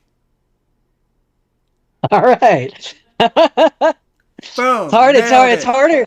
It's harder than you expect, isn't I it? mean, you gave me an extreme advantage by counting Zac Efron as one word. So I like was I was nice. that was nice. But yes, Dirty Grandpa is yes, So, I have seen this movie. It's Zac Efron is the grandson of Robert De Niro, whose wife has yeah. recently died and has given him permission to go Yep. off and live life the way he wants And to, and which what he wants to do is is fuck a college girl. I He think just he's I, really wants to fuck a I think college he just girl. wants to hump everything and everything, but I think No, but in particular, there's the one college that's the girl, one Aubrey Plaza, Aubrey who Plaza. he wants to fuck. Yes, yeah, Um, and boy do so they, yeah, and it's weird, yeah, it is. a weird moment. Um, so no, yeah, this one, you know, Zac Efron's grandmother dies, so his grandfather convinces him to drive him to, what was it, Florida or something, Florida, because his daughter's uh, Florida. for spring break, and we're led to think that it's because the grandfather can't drive because he doesn't have his license or whatever. But then we find out that Zac Efron is going to be marrying some person who was grandfather doesn't think is right for him, Girl is not right for him. um, and by the end of it, Zac Efron ends up with a girl that he knew from college. You know how these things always go. I do. And I do. there's a lot of weird, inappropriate jokes, like where Robert De Niro takes off his underpants and gets into bed with his grandson with his schlong out. He looks at his grandson's penis and is like, "Yeah, you're lucky you got my penis instead of your dad's penis. Your dad's penis is just really, really sad and pathetic. Your dad's a real cock."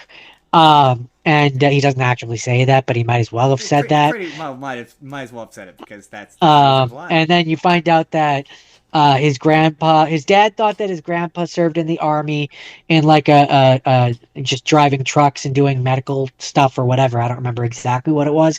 And you find out that he was Green Beret, I believe, which is why he can do all the things that he can do and why he's such a why he's your typical Robert De Niro level of badass. All right. Um, All right. yeah, solid movie, fun. That's that one. All right. So Jordan, the next one that I want you to try, I feel like I'm gonna make this easier for you.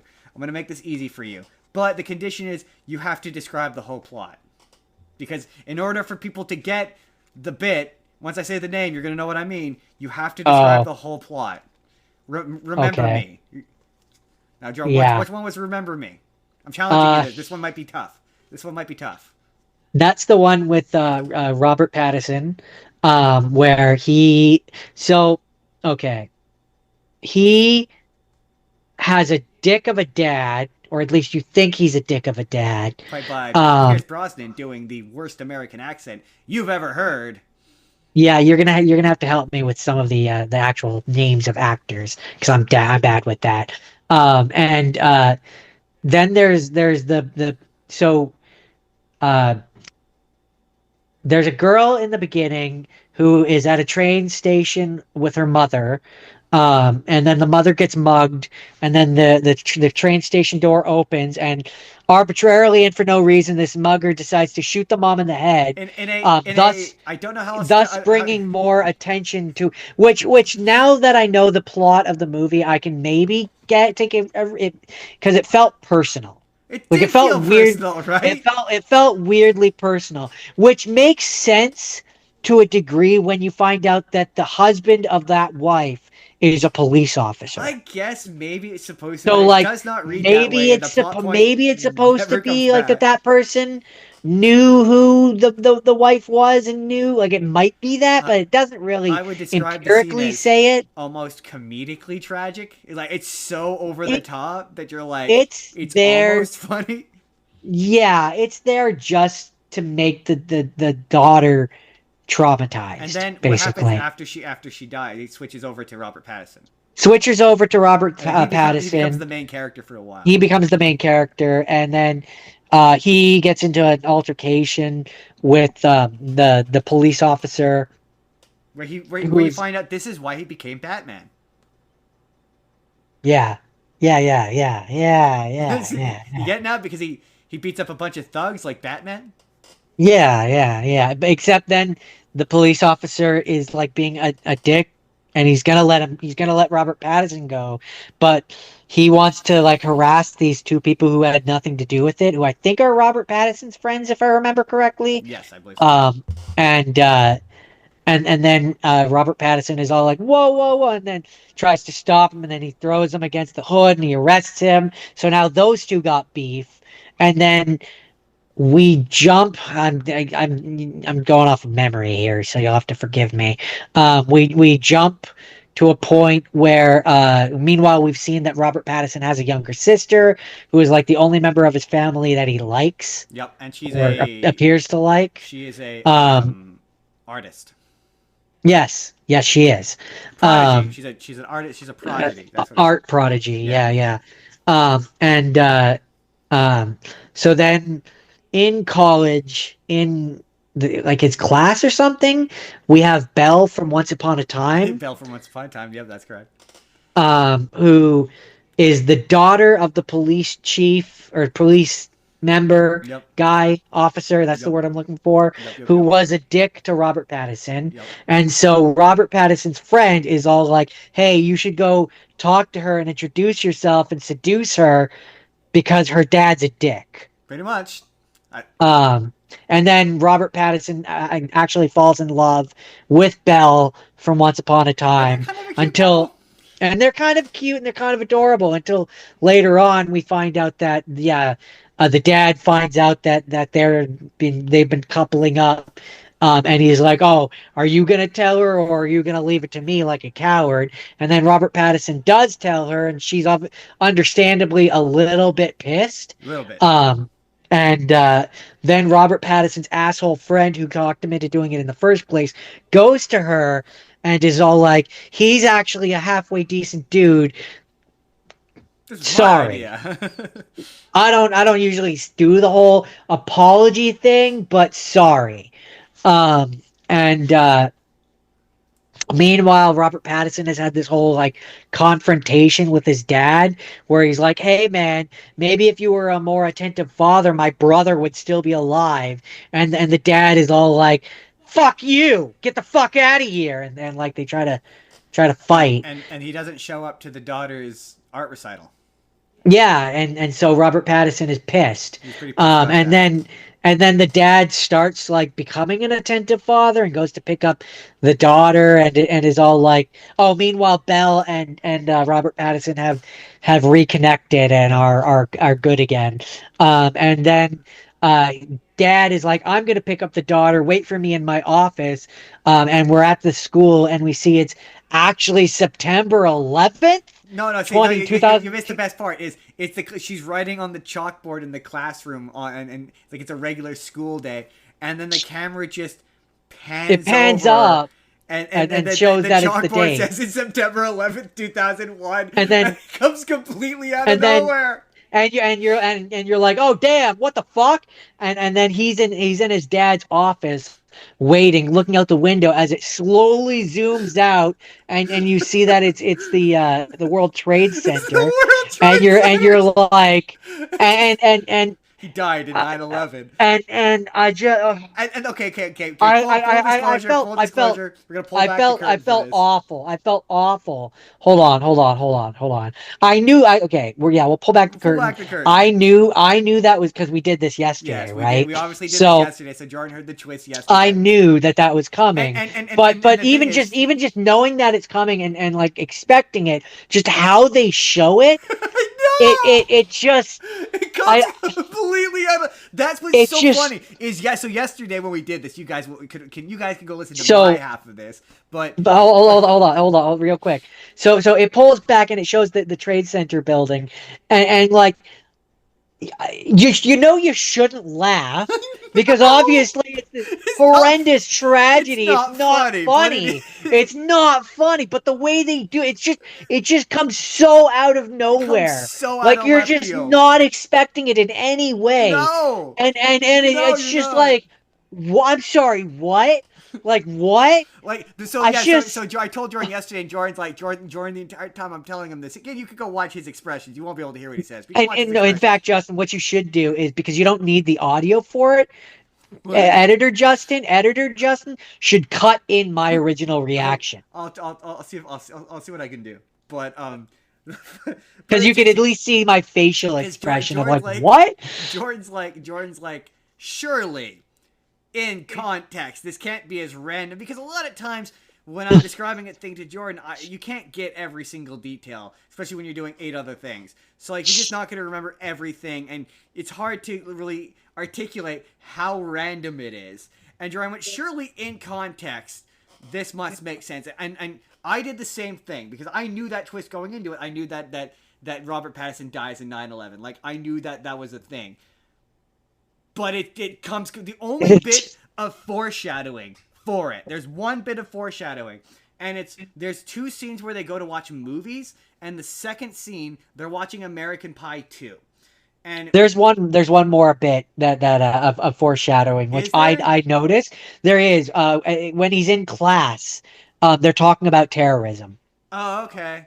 Okay, interesting. Because, yeah, there's the one scene where they're watching American Pie 2, which came out, and I looked it up, but I don't remember what the date is, but it's something like August 2001. Like, it was, like, right before September 11th. So the only way you Yeah. would know that is if you knew that American Pie came out in 2001. Which, like, when I watched it, I was like, okay, yeah, so that came out, this movie clearly came out in 2001. But, like, it came out, yeah, like a Um, month before. But, yeah, it truly comes completely out of left it really field. it really does. Like yeah, there's that I one think it scene might be one of the worst twists I've ever seen. or the best twists. I guess yeah, maybe if you want a good twist to be a out of nowhere rug pull, then sure, I guess. Yeah, no, there's one scene where he's sitting in the lecture, and I don't remember exactly what it is, but there's some mention of like, But you oh, only the noticed psych. that because you knew No, and that. that's my point though, is that yeah, I knew like I was looking for things, But also right? maybe that is the mark of a good twist because when you watch it like the second You have time, no idea. the second time you now know and you now are picking up on all that I guess incredibly subtle foreshadowing, but it has nothing to do with the rest of the movie. The movie, No, it not really. resolves. It's resolved. Like he's reconciled with the dad. The family is getting back together. He's reconciled with the girl. It's one of the The most cheap gut checks you could possibly do. I yeah, don't think arguably the only person he hasn't really resolved with is the girlfriend's dad, arguably. But arguably, like, but like also it's like her shit with her mom dying. They never deal with like it becomes a movie about him pretty immediately. It's very yeah. strange, Uh, very and I and strange. I and I will say, the one like I felt really bad when the sister comes out of school and she's looking around for the brother, and you see the horrified look on her. Like that was genuinely I mean, upsetting. yeah, but it's cheap and it's Oh, it's cheap as unearned. hell, It's but it super was unearned. upsetting.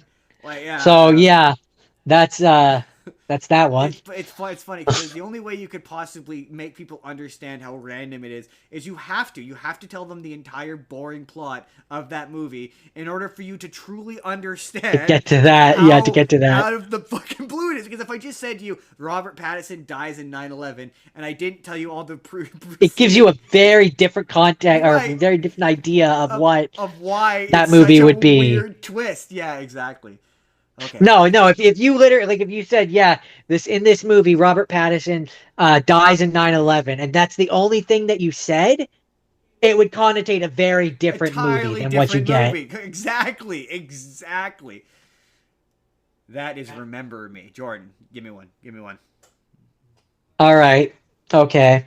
So this one you're gonna give one about Zach and Miri make a porno. 10 words. Let's go.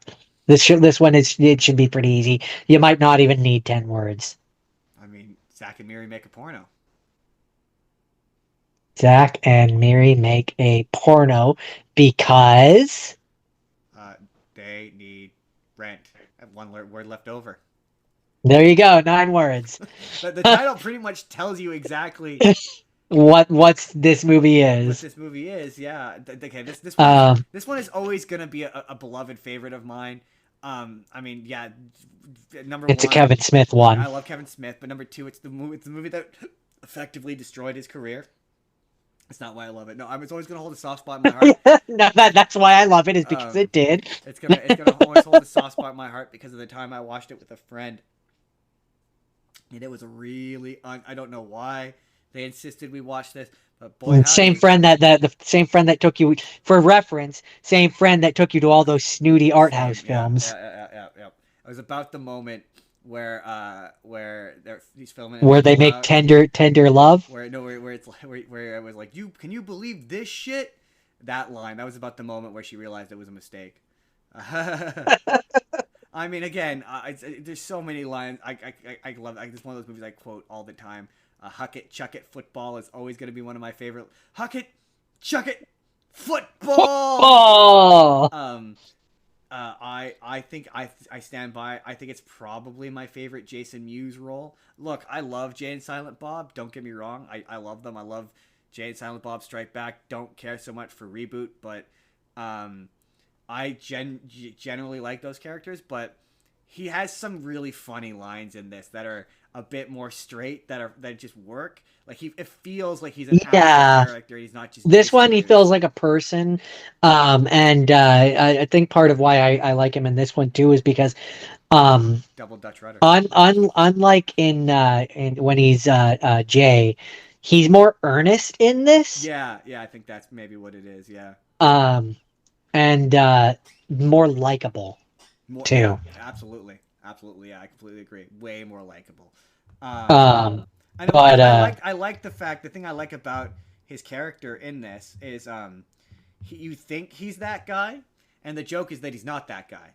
That's the joke. yeah. You think that he's gonna try and steal Mary or Yeah, sleep with Mary or but whatever, he's not that and guy. he's just a decent dude He with likes a to huge dick. he likes to be naked. He enjoys You being know, naked. he's just that's just his thing, It's baby. just his thing. It's hey, no Um, disrespect. Some people just like to be nude. but yeah, no, this one's fun. This one Yeah, this no, one's a it's lot fun. of fun. It's not my favorite Kevin Smith movie. I mean, that's always gonna be Clerks too. but it's definitely up there. Yeah, I think Clerks 2 is probably my Which one favorite. should we do next, Jordan? Which one should we do next? Let's do Larger Than Life. What was Larger Than Life? Larger than life. Okay, give me a hint. Which actor was in it? This was Bill Murray. Bill Murray. Larger than life. Oh my God, this is terrible. My memory is terrible. We literally Um, just did this yesterday. yesterday. Well, I mean, to be fair, I often fade in and out while you talk. Uh, that was the one where, nope, it's gone. It's just gone. Okay, I'll do the Give bit me, for you. give me, give me, give me two, Elephant. three elephant. Right. Okay. Okay. So that's the one where his lawyer or his dad's lawyer is all like, "Hey, bitch, your dad had this elephant and he's forcing you to take it.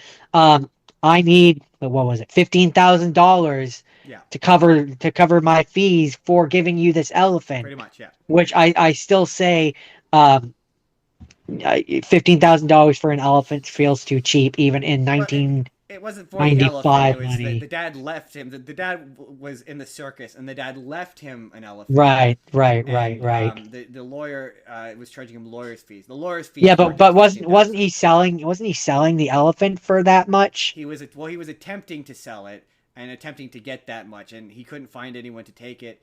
And he eventually discovers a like a There was a bad person who wanted it and a good person who wanted yes, it, and the bad person was going to give him more. yes, And as is the tradition with movies like this. basically this movie is kind of like MVP, but with an elephant. A little kind of sort of. I mean, it's a very basic road trip movie where honestly it reminded me of I made this joke yesterday, but I'm gonna make it again. It made me think of there's YouTube or TikTok or whatever where he's got like almost like Mad Libs style. It's not pitch meetings, but it's another guy where he's like an executive on cocaine. Where Yeah, he's I think like, you've shown me his yeah, stuff. where he's Yeah. like, okay, George, give me an actor, give me an actor, give me an actor, give me an actor. Bill Murray. Bill Bill Murray, give Murray. me okay, give me a large African animal. Give me a large African animal. Yeah, an elephant. It's an elephant. What are they doing, African George? What elephant. are they doing? What are they doing? What are they doing? He needs to travel across the country Boom. Okay, here we go. Bill Murray. He gets an elephant from his dad. He needs to get across the country to get money to afford the elephant. That's what it felt to like. pay the lawyer. The lawyer. He's paying Or the as Jordan lawyer. put it, it felt like someone went against a wall and just put Bill Murray's popular. And what is he traveling with? An elephant. All right, and yeah, it's one of those movies. And they It's they just had good. like they had like dozens of things on the wall, and they just threw darts One of at it them and was a picked. rhino. Another one was a hippo. Yeah, Yeah, yeah. yeah.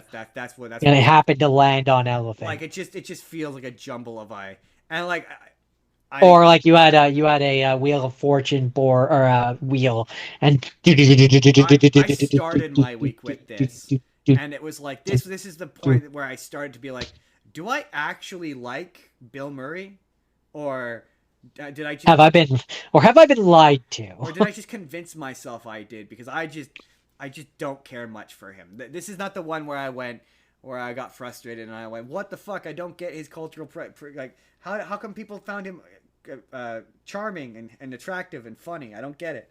And likable. And likable. I don't understand. Okay, that's Joe. That's it. That's larger than life. All right, all right. Next. So, okay. I feel like I need to make an addendum after the fiasco of the last movie. You can't just say the name of the movie. I mean, I'm absolutely just gonna say the name of the movie You because I think it's cannot funny. just say the I name of I, the I movie. think it's funny. No, I think it's funny. bad.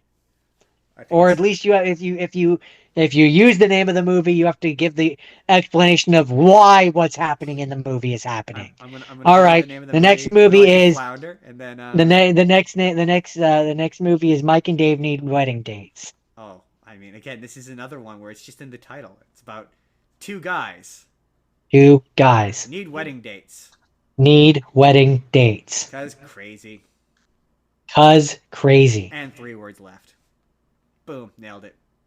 Yeah, I'll give you a C on that. Nailed it. You could have gone in more detail. You had Nailed it. extra words. Nailed it. I nailed it. I nailed it in 7. Yes, this is Cause Crazy Wen Stag would Cause have been Crazy better. Wednesday.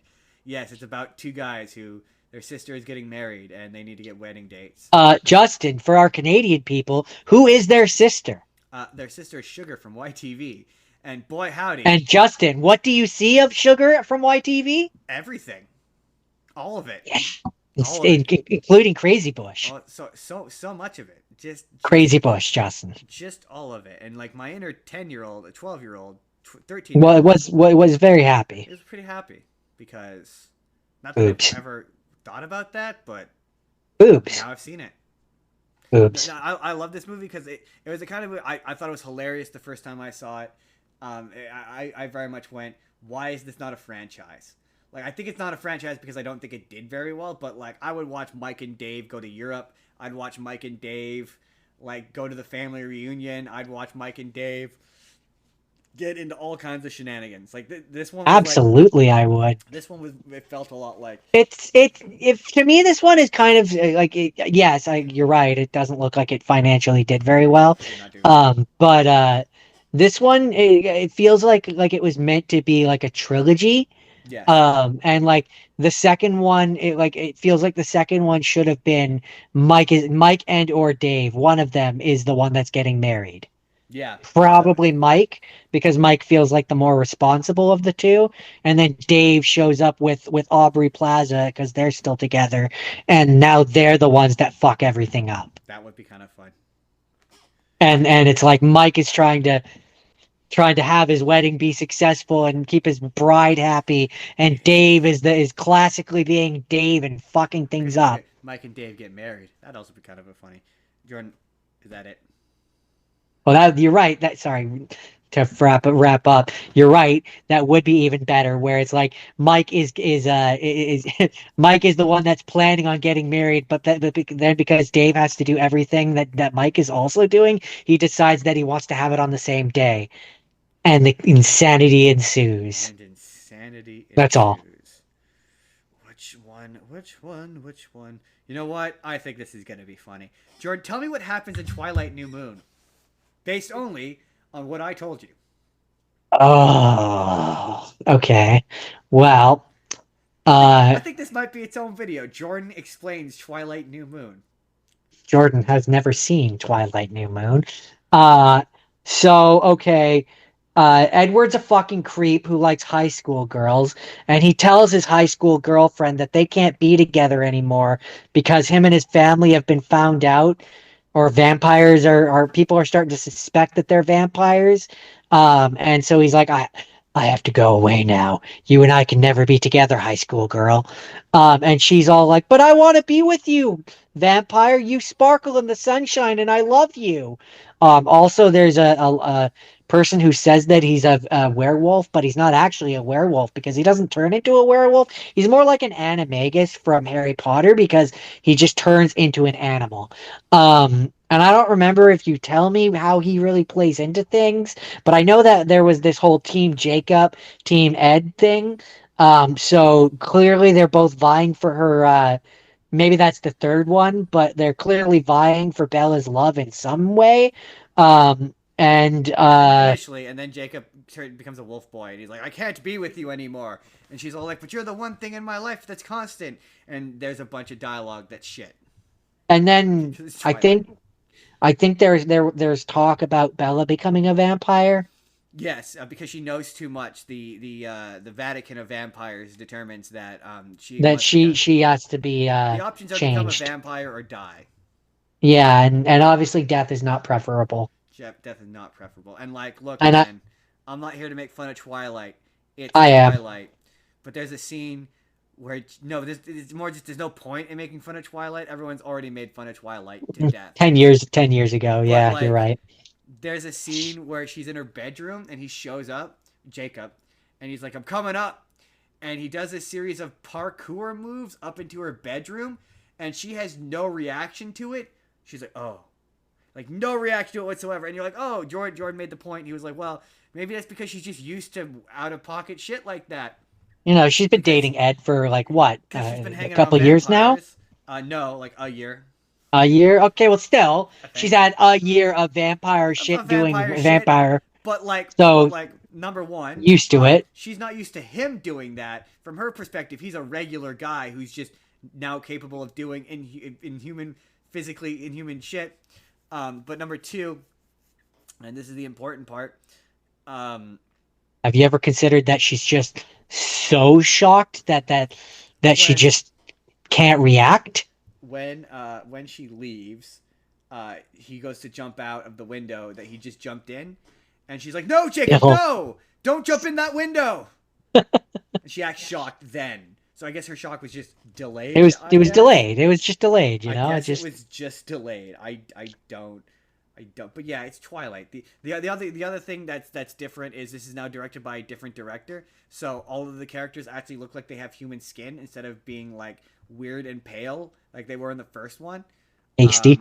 They have like But actual regular person skin color. but do they still sparkle in the sunshine? Yes, they do. That's the bit at the end where Sparkle, sparkle, sparkle.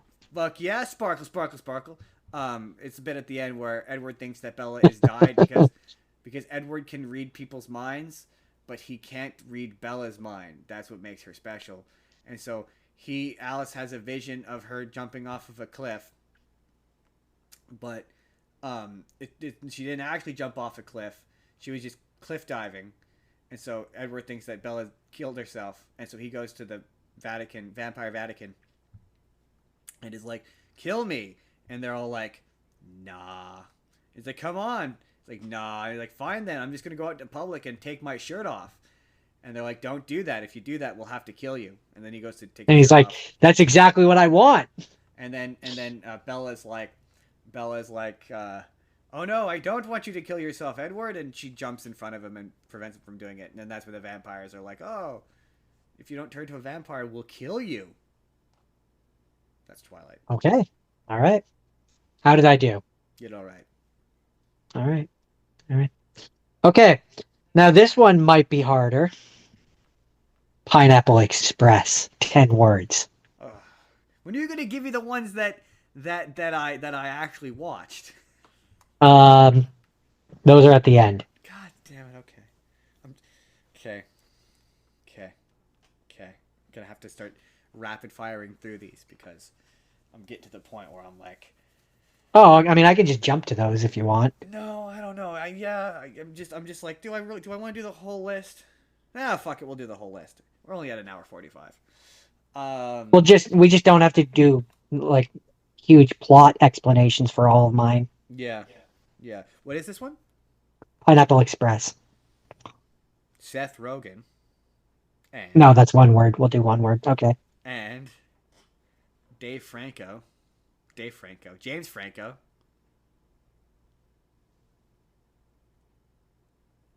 Get high and get in big trouble. I don't know. Okay. What happened? That's kind of a What loose. happened? Seth Rogen I mean, accidentally witnesses okay, yeah, witnesses the okay, murder yeah. of a whole person. Witnesses murder. People find the strain that he had been smoking, lead it back to Franco, and then craziness ensues. That's Pineapple Express. You've all seen Pineapple Express. Where we got to start rapid firing through these. It's a stoner comedy. It's good. It's fun. It's enjoyable.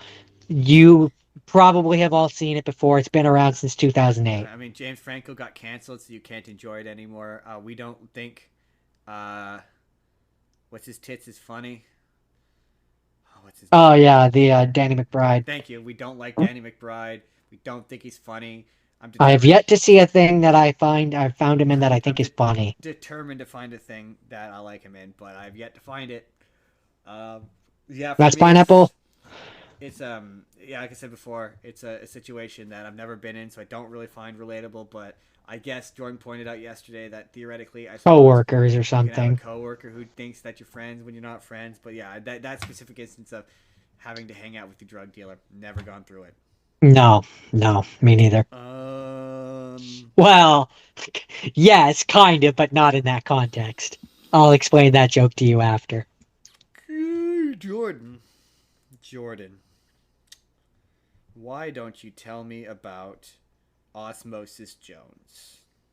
Okay, we can do this one fast.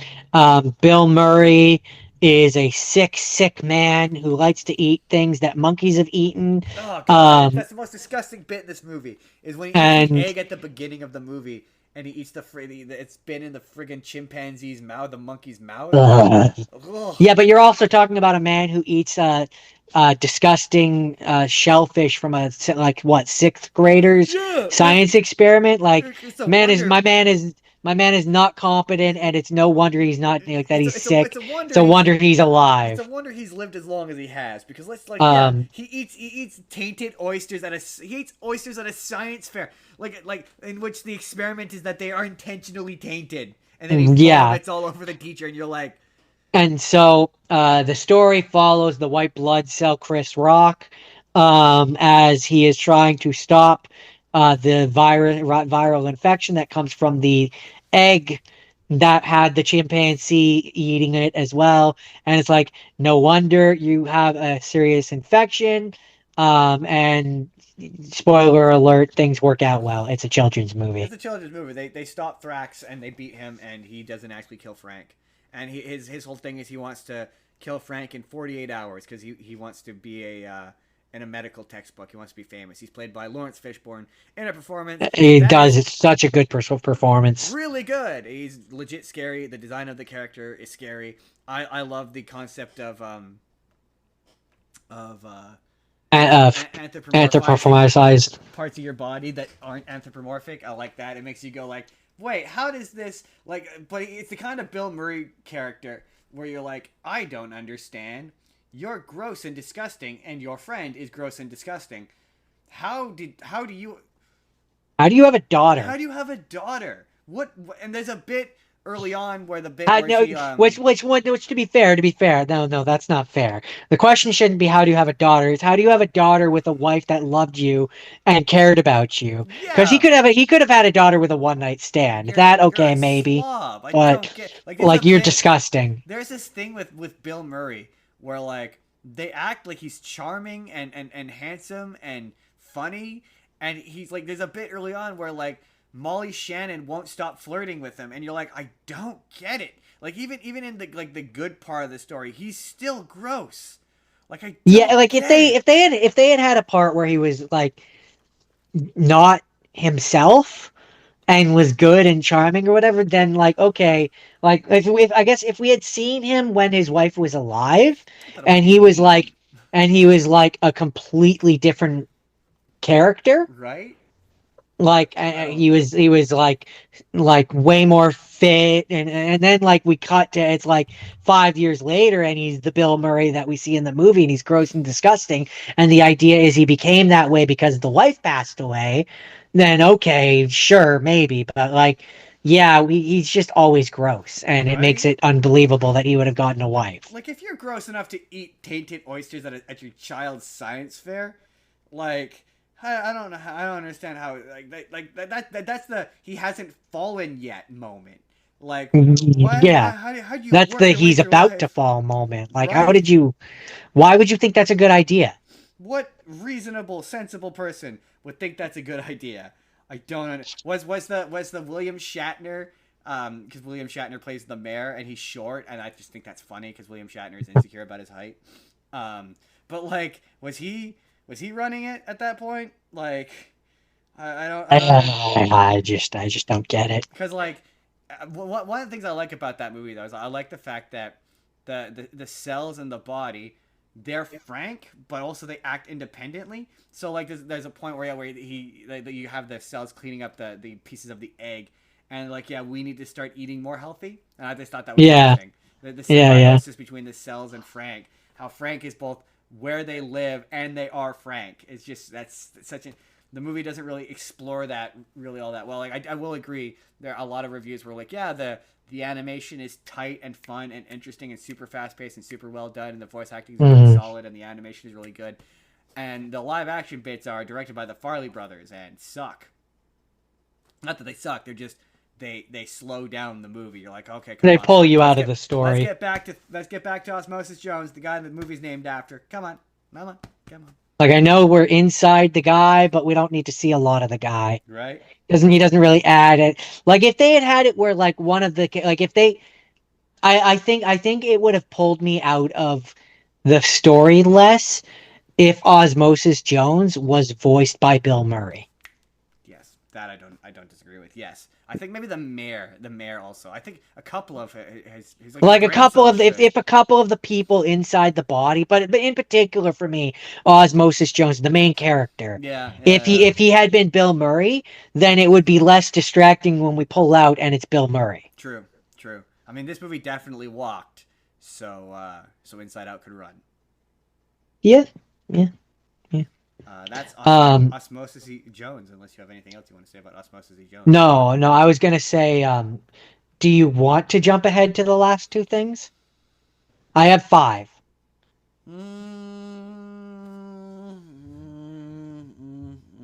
What do I'm you have good either left? way. What do you have I have left? five left. I Oh, have Baywatch. I have the Green Hornet. I have Neighbors, and then the two that you watched. let's cut Neighbors and let's cut Baywatch, and I will cut Okay. The Devil All the Time. I think I'll cut The Devil All the Time and Saint Vincent, because that gives us two each left, right? Oh, that gives me three left. Three. What's Green Hornet, Extremely Wicked, and American Pickle. okay? Cut Green Hornet. So you do only want to do the No, last two. no. So That's we'll, cool. we'll, we'll keep. No, no. See, I lied. We'll keep Green Hornet, and then I'll keep The Devil All the Time, because I think that. And that gives us three left Or each. no, no. Actually, we'll do Bay. We'll do four. We'll do four each. Four more, and we'll cut one, because I don't have anything to say about Stripes, and I want to talk about Saint Vincent, and I think it'll be funny to have you describe Devil All the Time. Four each, and then that'll put us over 2 hours. Yeah, yeah. That'll put us at 2.5 hours, which is close to the 3 hours we had. Because I'm starting to fade. And, I know, me too, me too. I'm like, I think I have enough content for the videos I need at this point. But I want to talk about the two I watched. Dropping the pretenses of the bit. I mean, like I said, then at that point we can just jump to those two. No, no, no. Give me. We'll do Baywatch. We'll do Uh, Baywatch. and Green Hornet. Yeah, sure. Why not? So four. Okay, four left. Okay. Yeah, yeah, yeah, yeah. So we're cutting one. We're cutting one. Yeah, yeah. We're cutting one. Okay. Okay. So Baywatch. 10 words. Zac Efron Zac Efron. That's one word. is barely in this movie. It's more rock movie. No, I don't know. That's not true. He's in it quite a bit. Isn't the main character The Rock though? No, not really. It is both.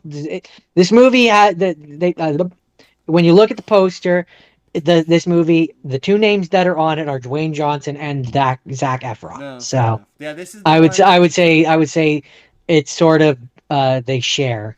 I like this movie. I do. I like this movie, but it is. It's kind of like It's more like, it's not really a remake of Baywatch, or it's not an adaptation of Baywatch the show. Not really. It takes place in that universe because Pam Anderson and David Hasselhoff show up in it. But it's Yep. more akin to, and I'm pretty sure it's made by the same people. But it's more akin to that 21 Jump Street movie with Channing Tatum and Jonah Hill. Jonah Hill. Yeah, yeah. It's more like that. I would. It's I more would of a also. parody of Baywatch than it is an adaptation of Baywatch. I would also have taken that it is more like that live action Speed Racer, That too. Yeah, that too. where it's more based on the thing than it is the actual Oh no, thing. Speed Racer. That is an adaptation. That is a straight adaptation. Mm, It's meant to be anyway. This is way more closer to that 21 Jump Street movie, or the Starsky and Hutch remake, or movie, or the Bewitched, where it's more about Baywatch than it is an adaptation of Baywatch. And yeah, this is the one that Zac Efron says he got unhealthily muscular for, and yeah, he's a little bit. When you watch it, you can tell. Yeah, he's like really dehydrated. He's worked like way too hard. Like, hey man, he looks good, but not healthy. No human body should look like this. Yeah, He's I not don't healthy. I argue that he doesn't look as good in this as he does in other ones because he looks unhealthy. Yeah, yeah, fair enough. Um, Um, but yeah, so basically, Zac Efron is hired on by the person who owns the Baywatch he's supposed to be area, a big whatever. star. They're hiring a big He's star like an guy. Olympic, 2 times Olympic medal winner.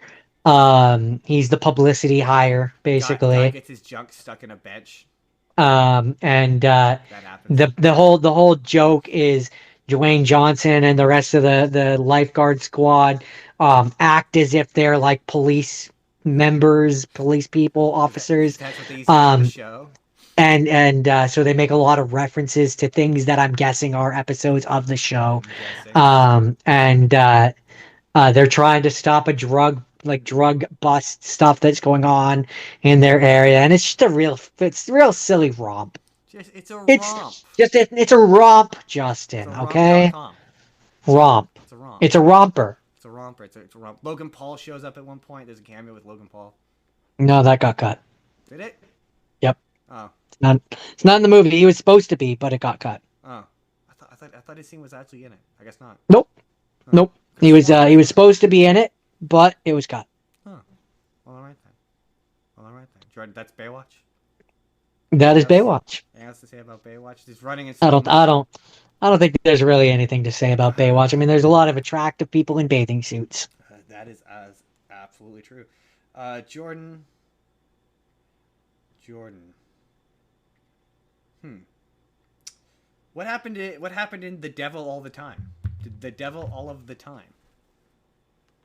That's a Bill Murray, That was technically Robert Pattinson, but it was really more of an ensemble piece, and it was really more. Robert Pattinson. Oh yeah, that's the one with where you said that Tom, not Hiddleston, Spider-Man. Spider-Man is in that one. Tom Holland. That's it. Yep, that's the one. And This one was kind of complex, which is why it's going to be fun to watch you struggle. Tom Holland is a bad person in that one, and he's trying to kill, or was it Edward was the bad person and is basically a Punisher. One of them is basically the Punisher and wants to go around killing and punishing criminals. That's what I remember of that movie. I mean, kind of. The idea behind that one was That's Justin. I have to be fair to myself here. You described 9 movies. You cannot expect me to remember every detail of every single one, plus the 9 movies that I The watched. Devil All the Time. It was basically it's multiple characters. It's like more of an ensemble piece, and it's an interwoven narrative between all of these characters. So there's Tom Holland, there's Tom Holland's dad, and then there's this couple, a photographer and an actress, and then there's Tom Holland's adoptive sister and her stepsister, and her family. So the movie begins with Tom Holland's dad and Tom Holland's mom. They are deeply religious, incredibly religious people, and his mom gets cancer, and his dad thinks the only way to cure his cancer is by God. God is the only one that can cure his cancer, so he needs to pray really, really hard to God. And so he starts off by praying really, really hard, and it's not curing the wife. So then he gets the young Tom Holland, who isn't played by Tom Holland yet, to pray really, really loudly, and then that doesn't work. And then the dad kills Tom Holland's dog, and crucifies and sacrifices the dog to God in the hopes that that God will cure his wife's cancer. And apparently, according to the Wikipedia article, in the book, he because this is based on a book, he kills several more animals and puts them on this shrine. So the shrine just absolutely stinks. And then when the wife dies, he kills himself. And Tom Holland goes to live with his grandma and his uncle. The other narrative is the Tom Holland's sister's mom, marries a insane preacher who pours poisonous spiders onto his face in order to prove that God will protect him at all times. And when he does this, he pours the spiders onto his face, and I am impressed I remember this. The spider stings him and drives him crazy and makes him think that he can bring people back from the dead, basically. And so he, in his deluded, like neurotoxin-addled mind, thinks that he can bring his wife. So he, in the book, it says that his friend tricks him into doing it, but in the movie, it just kind of seems like he comes to the idea on his own. But he takes the wife out to the woods and then stabs her in the throat with a screwdriver. And, as one does. As one does. And there's another couple that's introduced early in the movie. They meet each other, and they're described as a photographer and his muse. And so he kills the wife and goes to like run away. And he's like, they'll understand that God told me to do this. And his friend's like, basically, I'm paraphrasing, but it's like, dude, if you say that you heard voices and then stabbed your wife in the throat, they're gonna put you in an insane asylum because you sound insane. And so he gets picked up and killed by the couple who are introduced earlier in the movie, who it turns out, big time spoiler, are serial killers. Their MO, a modus operandi, as it were, is to pick up men and kill them, have them have sex with his wife, and then he takes pictures of them and then kills them and takes pictures of the various dismembered body parts. And then that's when Tom Holland goes insane and starts punishing people. Not yet. When he initially starts punishing people, there's these really scummy like kids who are around the age of his sister, and they pick on his sister and attempt to assault her.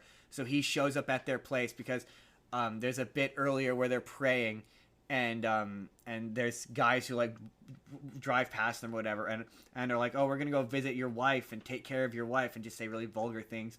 So he shows up later at their place and beats the shit out of them. So the same thing happens with Tom Holland and the sister, and he shows up at this place and he beats the shit out of them. And the scene is actually kind of well shot. Like it's like I would totally watch a movie where like Tom Holland is vigilante justicing his way through like criminals. Like I think that'd be kind of a fun movie. Like a John Wick. Yeah, like a John Wick, exactly. Yeah. And so the Tom Holland's sister becomes attached to this evil priest who's like really, he's got like a southern charm to him, and he's got like that really like a Christoph Waltz kind of charm. Kinda, he's got like that silver tongue, can talk you into anything. Played by Robert Pattinson, and he slowly grooms the sister into going into his car and doing the things and stuff. The Wikipedia article says it's not consensual, but the movie paints it as being consensual. But I guess the idea is she's supposed to be like a minor, so I guess that not she a guess. It can't automatically consent. makes it non-consensual. Yeah. And so yeah, so it cuts to like it shows him in the car with her, and then it cuts to later, and she is basically telling him that she's pregnant, and he's like, "You got to get rid of it." Like knowing, like you got to get rid of it. And he's like, "The fuck you are." And no, he's like to her, they can't find out that you're pregnant or that it's mine. And even if you said that it was mine, who are they going to believe? The priest or I don't think he calls her a whore, but it basically implies that. And she, in a pit of despair and like shame, goes to hang herself, and she decides last minute that she doesn't want to do it, but then trips and knocks the chair out and accidentally does it anyway. And Tom Holland goes crazy. Well, he somehow works out that it's the priest that did it, and so he starts following the priest around.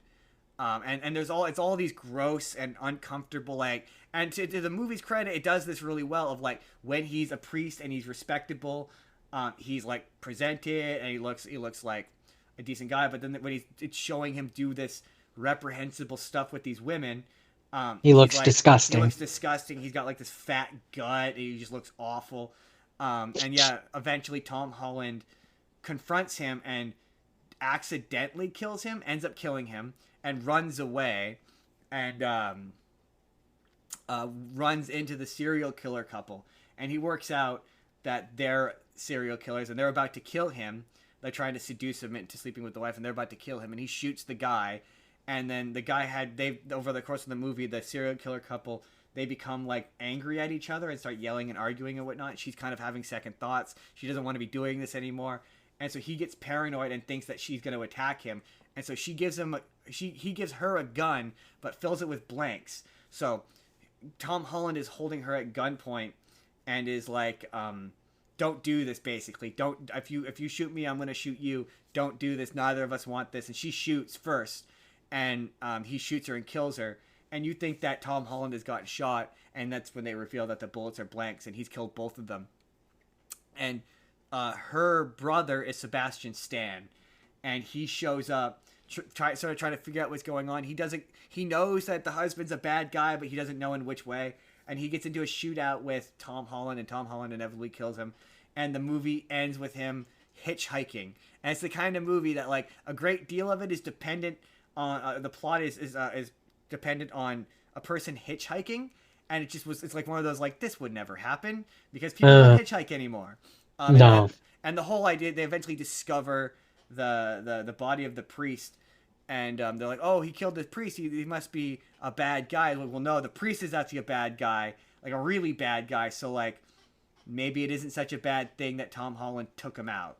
And the idea is, I guess the idea thematically is supposed to be that, like, even though Tom Holland has killed all these people, is He might have done the right thing. yeah, is the devil in him, or is the devil in the people who are respectable? Like, the devil, I guess, is just always around. I guess is the idea, or metaphorically always around. I guess The devil you know versus the devil you don't. I don't know. But yeah, great performance from Tom Holland. He's like angry the whole time, and like I say, when he beats people up, it's really satisfying. That's the devil all the time. One more. Oh, whoops! Sorry, I accidentally closed. Oh no! Wait! I did. You have three more. Yeah, I'm just trying to. Which one did I accidentally close? We have not done American Pickle or the Ted Bundy one yet. No, but there's one more that I haven't done. American Pickle, Extremely Wicked, Neighbors. Haven't done Neighbors. No, we cut Neighbors. It was Green Hornet. Green Hornet.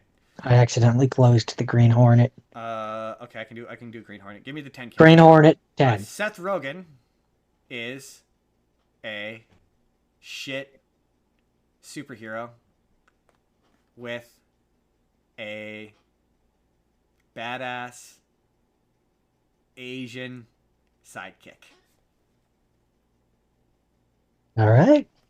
Yeah, Green Hornet. Look, man, I'm convinced I'm one of 3 people who likes this movie. I like this movie. You're the other person in the 3 people. I don't know who the third person is, but you're one of them. I know who the third person is. I remember I love, again, same friend. But I remember I went to watch this with them and they hated this movie. Hated it. And I know so many people who hate this movie. And like, I think it's funny that Seth Rogen like bulked up and like thinned up and got super thin and super healthy and super fit for this movie, and everybody hated it. They thought it was going to be a franchise. They thought it was going to be a whole thing. For those of you who don't know what the Green Hornet is Seth Rogen is the son of a newspaper magnate who dies, and Seth Rogen takes over it. But there's crime happening in the city, so Seth Rogen decides to use his resources to become a superhero, along with his guy who makes his cappuccinos, his man in the chair, his lattes, Kato, who does all the work for him. Who is played by? I don't know. No, I'm stalling until I get to the part where I see his name. He was in the original show based on Bruce Lee, but the entire concept of Green Hornet. He's played by Jay Chow. Yes, I don't know if he's in anything else that people would know, but yeah, the whole idea of Green Hornet is Jay Chow. Jay Chow has been in, just real quick, if I can get there fast.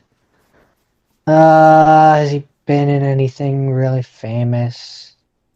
I can't see. Yeah, this is becoming difficult. Oh, here we Um, go. Filmography. He's been in Green Hornet. Now You See Me Too. no, okay. But yeah, the entire It's concept of the Green Hornet is it's based biggest on the thing. story of Don Quixote. Who? Don Quixote? I don't know who that is. Really? You should. It's a well-known story, but it's basically an old man knight who is useless, and his sidekick Sancho Panza does all the work. Basically, Oh, like a drunken master. kind of. I'm overgeneralizing, but that's the basic idea of Um, Don yeah, no, Quixote. I like this movie. This movie's fun. It's fun getting to pretend that Seth Rogen would be a superhero. I think that was the big Um, thing for people. People had trouble accepting the notion that he was like he looked believable in the action sequences because he just didn't. he just didn't. Also, Um, to my not knowing anything about Green Hornet, to my knowledge, he does a very bad Green Hornet. Like he's nothing like the Green Hornet from the original show. To my knowledge, this is way more based on there was a run of comics that Kevin Smith did that were apparently quite good. yeah, I But think this is based on those. this is more based on those than it is the original Green Hornet show. Um, but Yeah, yeah, Christoph you got Waltz the is great in this. He's so funny. and The blood nightmare at is funny. first, the character that Christoph Waltz plays at one point, they had considered Nicolas Cage being Yeah, would that not have been. role, It would not which have I been as just good. don't think it would have been as good. No, I just don't think it would have It would been. have been different, like Also, very different. just so you know, camera's cutting off like half of your face. There, there you go. Um, Yeah, I agree. but I just don't think it would be as good. I don't think it would I be as think good. I don't know that it would have been as good. It would have been very different. I Totally. think I think I think he would have just ended up feeling Nicolas Cage would have just ended up feeling like Castor Troy, of who? the guy from Face Off. Oh, I was gonna say he would have felt like a villain version of Hit Dad from Kick Oh yeah, Ass. yeah, probably. Yeah, it's probably also true. But because I feel like that's what he kind of wanted to be more like True. was like that. True. I think he's Um, a great character because he's not serious, but he's trying to be, and that's what makes him funny. he wants to be like scary and like He's not. That's what makes him funny. seen as more threatening, and he's just not. He's just He's not. like, I even have this gun, like this custom gun, which has the double barrels and and they still don't think I'm scary. Like, what do I have to do? Like, Yeah, I yeah. don't get it. That's so good. So good. So good. But with that very famous accent that he has, which makes it even funnier. Jordan. That's the Green Hornet. Let's do Jordan. My second. Let's do the second to last one. What was the movie Saint Vincent about? This was my last movie I did of the day yesterday. Uh, Saint Vincent. Was this Bill Murray? This was Bill Murray. Saint Vincent. Maybe if I keep saying the name, something will come to my mind. He was. Saint It's Vincent. old Bill Murray. Right. This is basically that Clint Eastwood one where he becomes friend with Melissa McCarthy. Yeah. McCarthy. McCarthy. Yeah. And he's terrible until he learns that he has to not be terrible, Pretty and much. then he becomes better. Yep.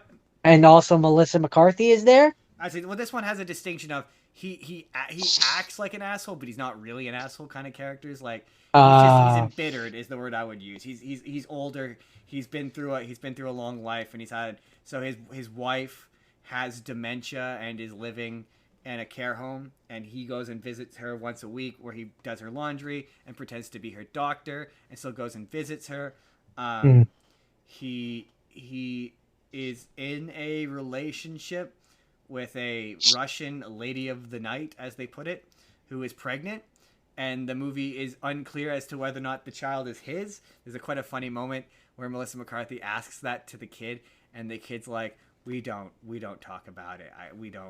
I don't ask questions. We don't talk about it. But it's kind of implied that it is his kid, because yeah, he's been, and up until that point, Bill Murray had been the same in every single one of his movies I'd watched, and this had the distinction of he wasn't, like, he kind of disappears into this role a little bit where, like, I forgot he was Bill Murray, and that's the mark of a good performance, where you forget that the actor disappears into the role, and he absolutely does. Maybe that's because he does kind of a funny voice. He does a different kind of vocal affect, kind of a rough, kind of gravelly voice. But yeah,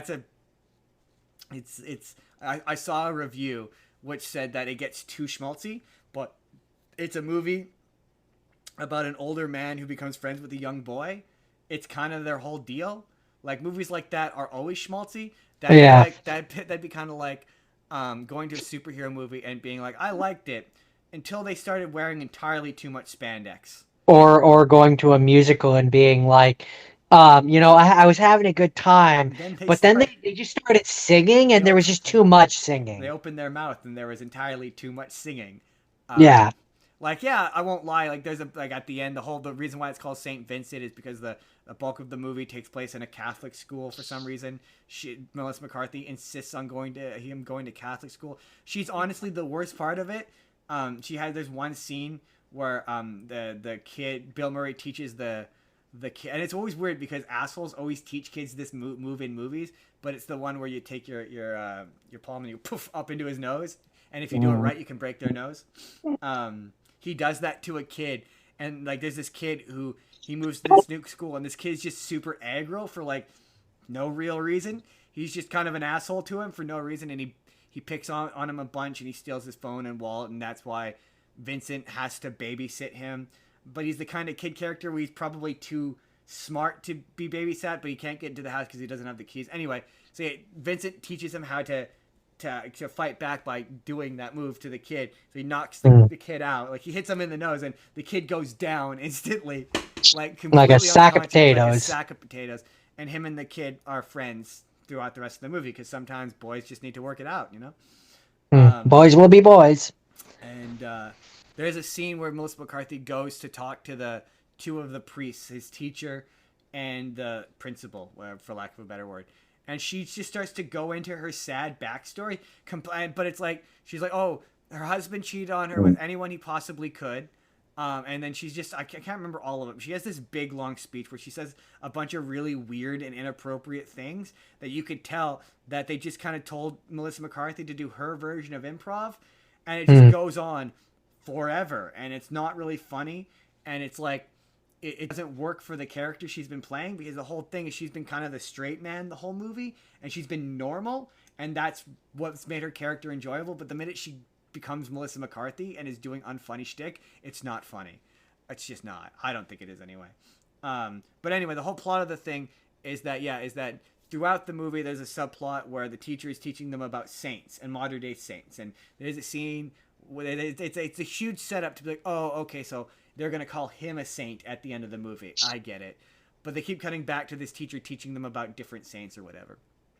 And so the big climax of the movie. Oh, I should also mention that about a midway through the movie ish, yeah, a little bit over that, the Bill Murray character has a stroke just out of nowhere. Like, him and the boy are doing bad things because he's a bad guy. So like he's teaching him how to fight. He's taking him to the racetrack, and like, to the kid's credit, the kid knows like what they're doing is wrong, but he just goes along with it anyway. And so yeah, the Bill Murray character owes a bunch of money to the people who run the racetrack, so they show up at his place to ring him for money, and he starts to have a medical episode, and they're about to beat him up, and it's Terrence Howard, and he's like, look, man, I don't want to do this. He's like, just give me my money. Please don't make me do this. Don't make me beat up an old Right. man. He's like, I don't wanna. Where, like, everyone he interacts with, like, he's an asshole, but they're all friendly with him. And as he's saying this, his goon's about to beat him up, and he starts to have a stroke, and he looks around, and he's like, we're out of here. We're gone. Like, we're not doing this. And so yeah, so then a bunch of the movie is him recovering from a stroke and like learning how to talk and learning how to walk. And for the rest of the movie, he's on a cane and talks with a slur. And so at the end of the movie, yeah, there's a big thing where they have this project where they're supposed to select a saint, and obviously the kid picks Vincent. And there's a big long speech where he says Vincent's backstory and his life, and he's like, "Oh, just because you're a saint doesn't necessarily a saint makes sacrifices and helps people. They don't have to be like a great person." And it's a real touching moment. And I won't lie to you, I was like, "Ooh, oh, I'm feeling something. This is awakening the spirit, like my spirit. I'm feeling something here. I'm feeling something for this movie. I think this might be my favorite Bill Murray movie this week, and in a movie that in a week that contained Stripes, which we don't talk about here. Sorry, it's not very. I didn't like it very much. There, Stripes. I did Stripes.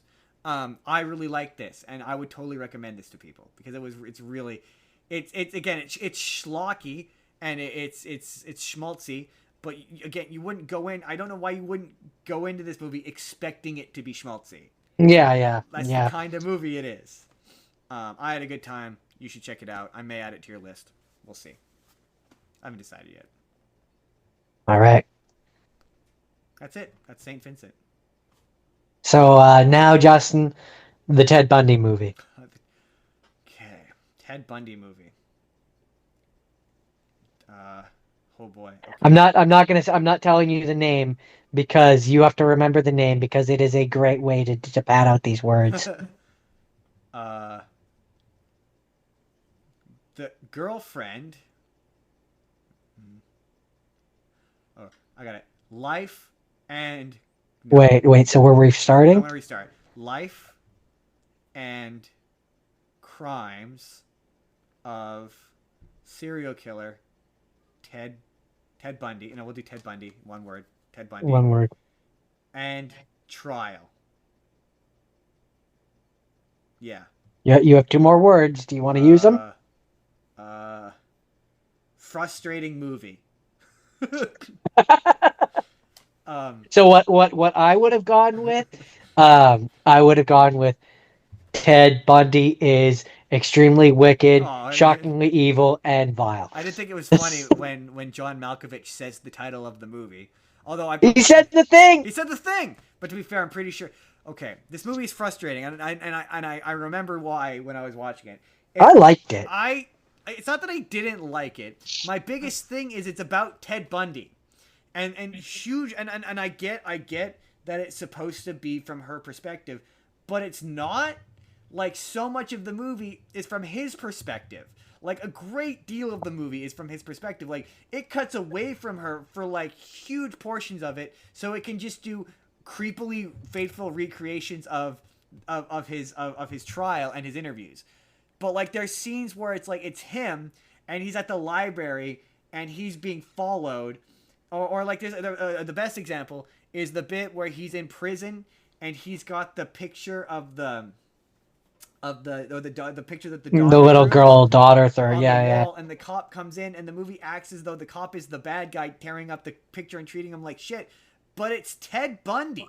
I think he was technically like the governor or something, or the prison, the warden or whatever. But whatever. Yeah. The head, whatever. He was trying to make a name for himself, as Ted Bundy put it. The movie constantly wants you to question whether or not Ted Bundy did it, and it's weird because it's Ted Bundy, and it doesn't show the perspective of her enough for you to be like, oh, it's because it's supposed to be from her perspective. No, it keeps cutting to his perspective, and like, so the bit where he's in jail and he's getting hassled by the prison guard or whatever, it's like that can't be from her perspective unless that's supposed to be like it's what she's imagining is happening, but it's not. It's what actually happened.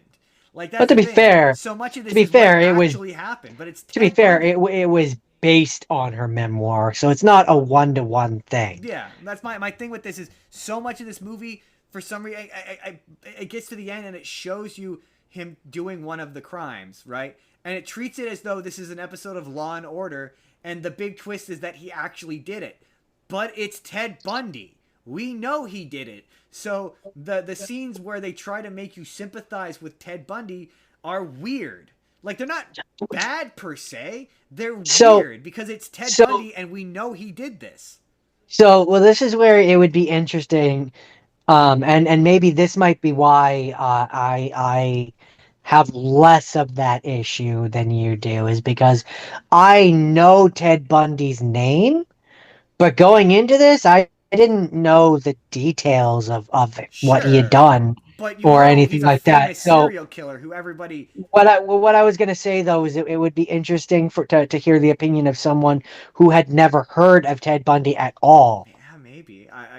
to hear their opinions Like on to going into to be this. fair, there's insane bullshit in that movie that like happened in real life, like the notion that. But to be fair, I don't. The cool thing about this movie that I liked was I liked how it showed the real shit in the ending credits.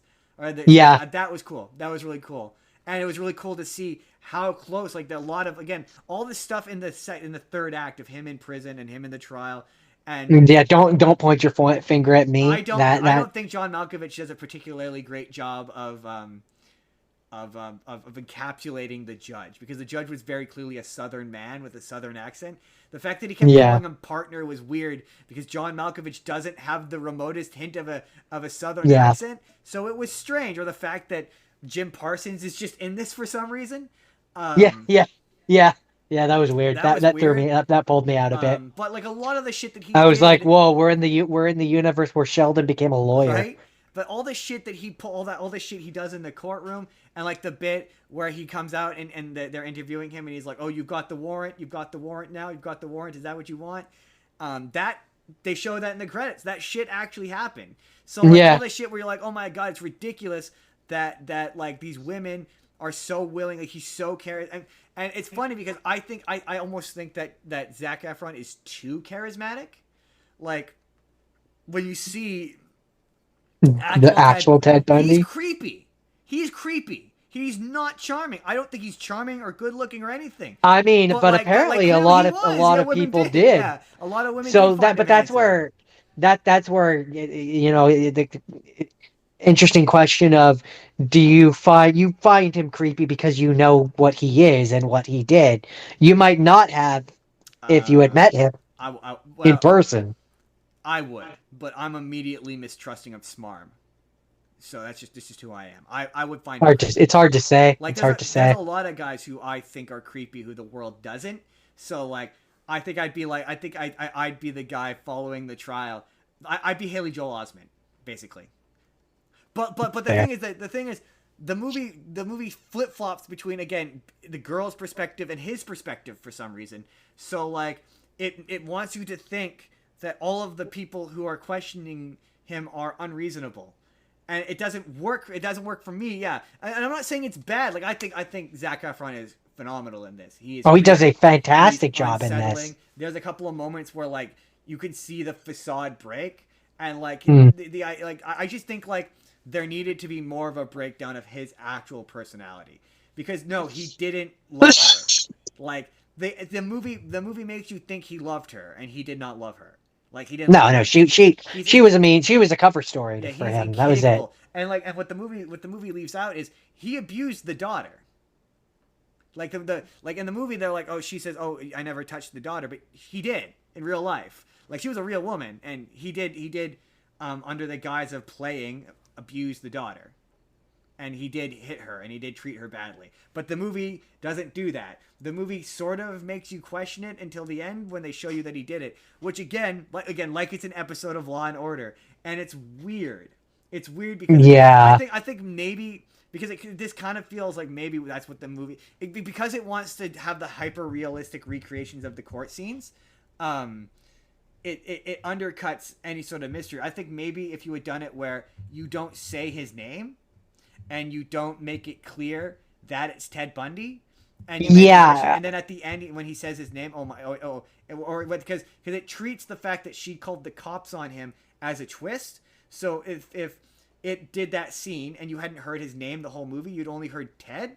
You didn't hear, and to be fair, maybe you don't. But if at that's the moment you hear her say Ted Bundy, and then that's the moment you find out it's Ted Bundy, and you don't know it's Ted Bundy up until that point, then treating it like it's a mystery as to whether or not he did it or not would work for me.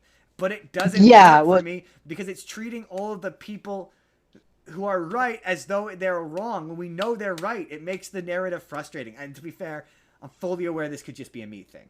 Like, To be fair, you are right to a degree where it's like it's a problem with movies like this or with biopics or with things that are based on real people is if you know anything about the real person and the thing that it's based on, it it's not a movie at that point. It's not a narrative thing. You can't yeah. pull like, oh, it's a twist because it's not a twist. You know what happened. But I just, It's a factual thing that happened. So you can't play it like a, oh, did he do this or didn't he do this? yeah. Because he's a real person. You know what happened. It's not a narrative. It's like it's But not she's not in the so movie enough to make it where it's like, oh, the reason why we're questioning it within the narrative is because it's her perspective. She disappears for yeah.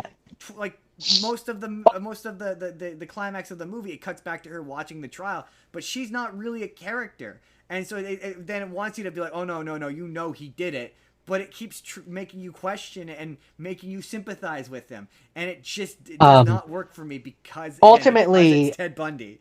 ultimately I agree with you. I think because I'm pretty sure you're right. I think pretty early on you know that it's Ted Bundy Pretty sure, yeah. fairly early on. And you're right. I would have like whether he uses an alias with her in the movie or whatever. I would have had it where you don't find out his name until he goes to sentence him, Yeah. and he's like, "I sentence you, Ted Theodore." I don't think his middle name is Theodore, but Ted Theodore Bundy to blah blah blah And then blah. And then that's when you're like, okay, And then I'm not even against doing the faithful recreations of the courtroom scenes in the back half of the movie once you reveal it's Ted Bundy, but stop trying to pretend that the fact that he didn't do, like, up until the end where she goes back to see him in the jail and he does the hacksaw bit. That's the bit where it seemingly wants you to be like, oh no, he did do this, but again, cannot stress this enough. We know he did it, so there's no point in the movie well, pretending that he did it. It's I don't think redundant. I don't think, and maybe this is me misinterpreting.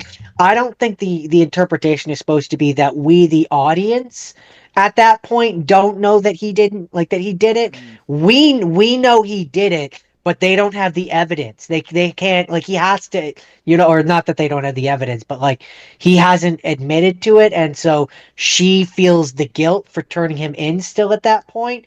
And it's not until he confesses it to her and tells her that he did actually do it, that she can be like, okay, calling the police on you was the correct thing. I'm yeah, free. I don't think it I works, think that's but supposed to be I think that's supposed to be the intention there, but I tend to agree. I think it would have worked better if we for longer within the movie we didn't know that he was Ted Bundy.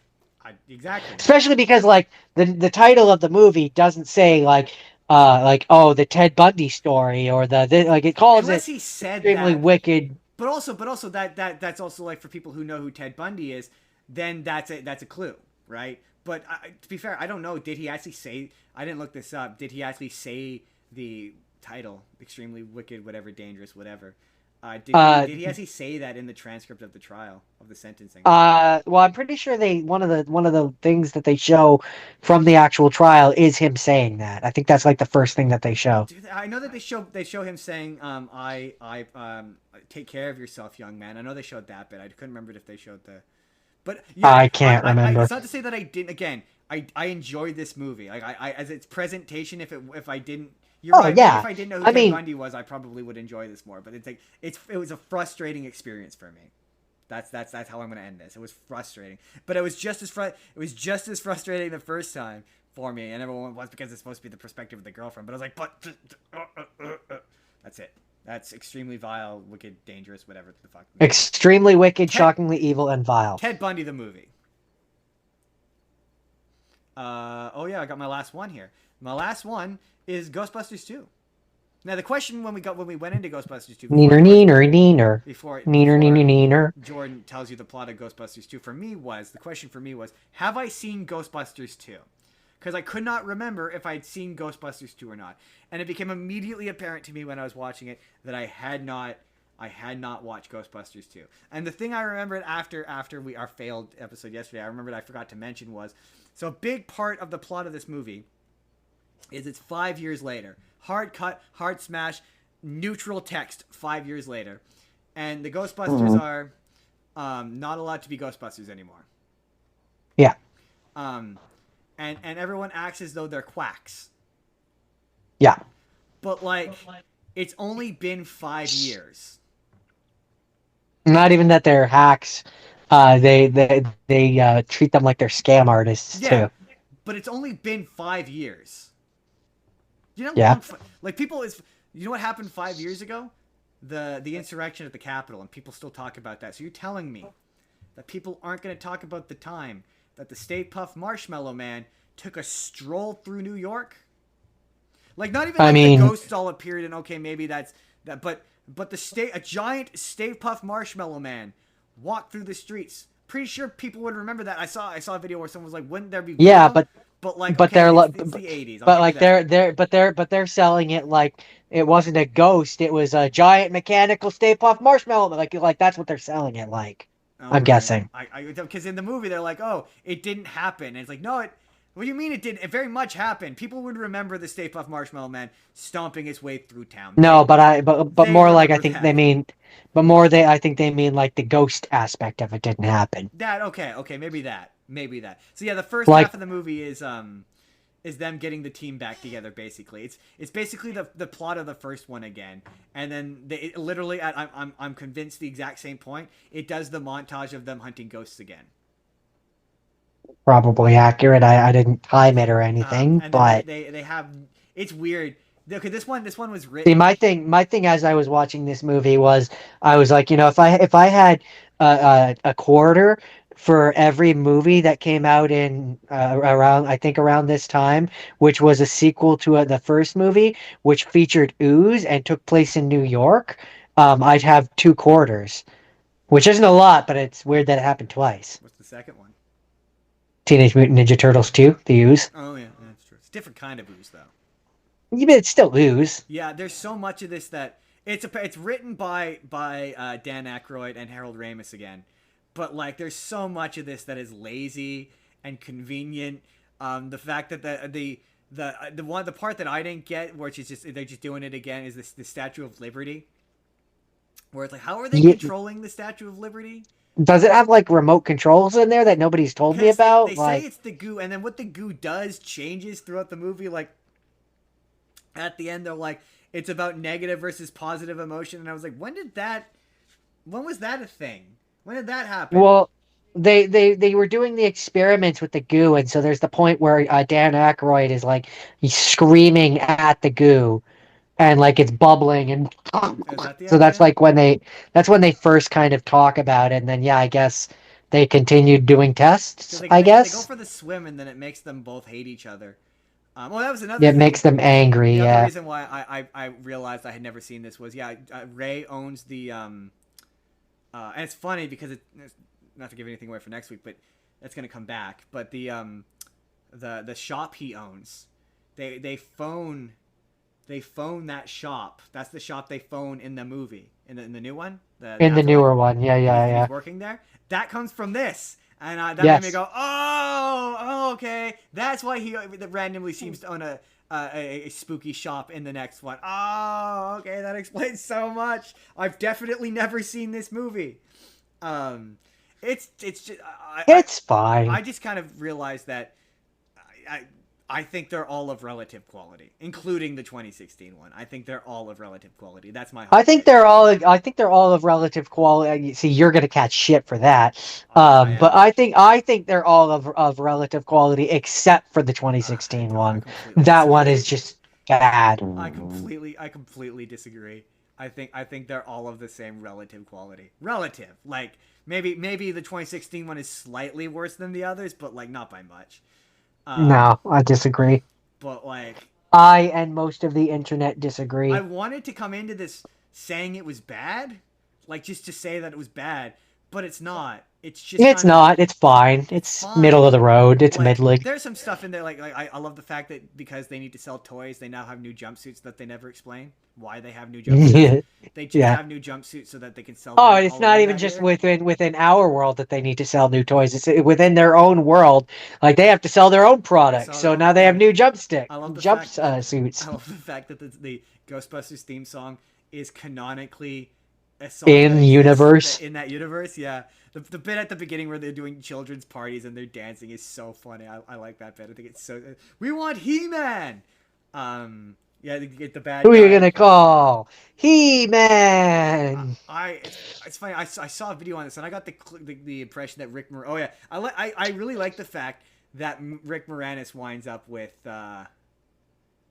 With the secretary. which it kind of bothers me that she ends up with Egon in the end. At least I think she winds up with Egon in the end.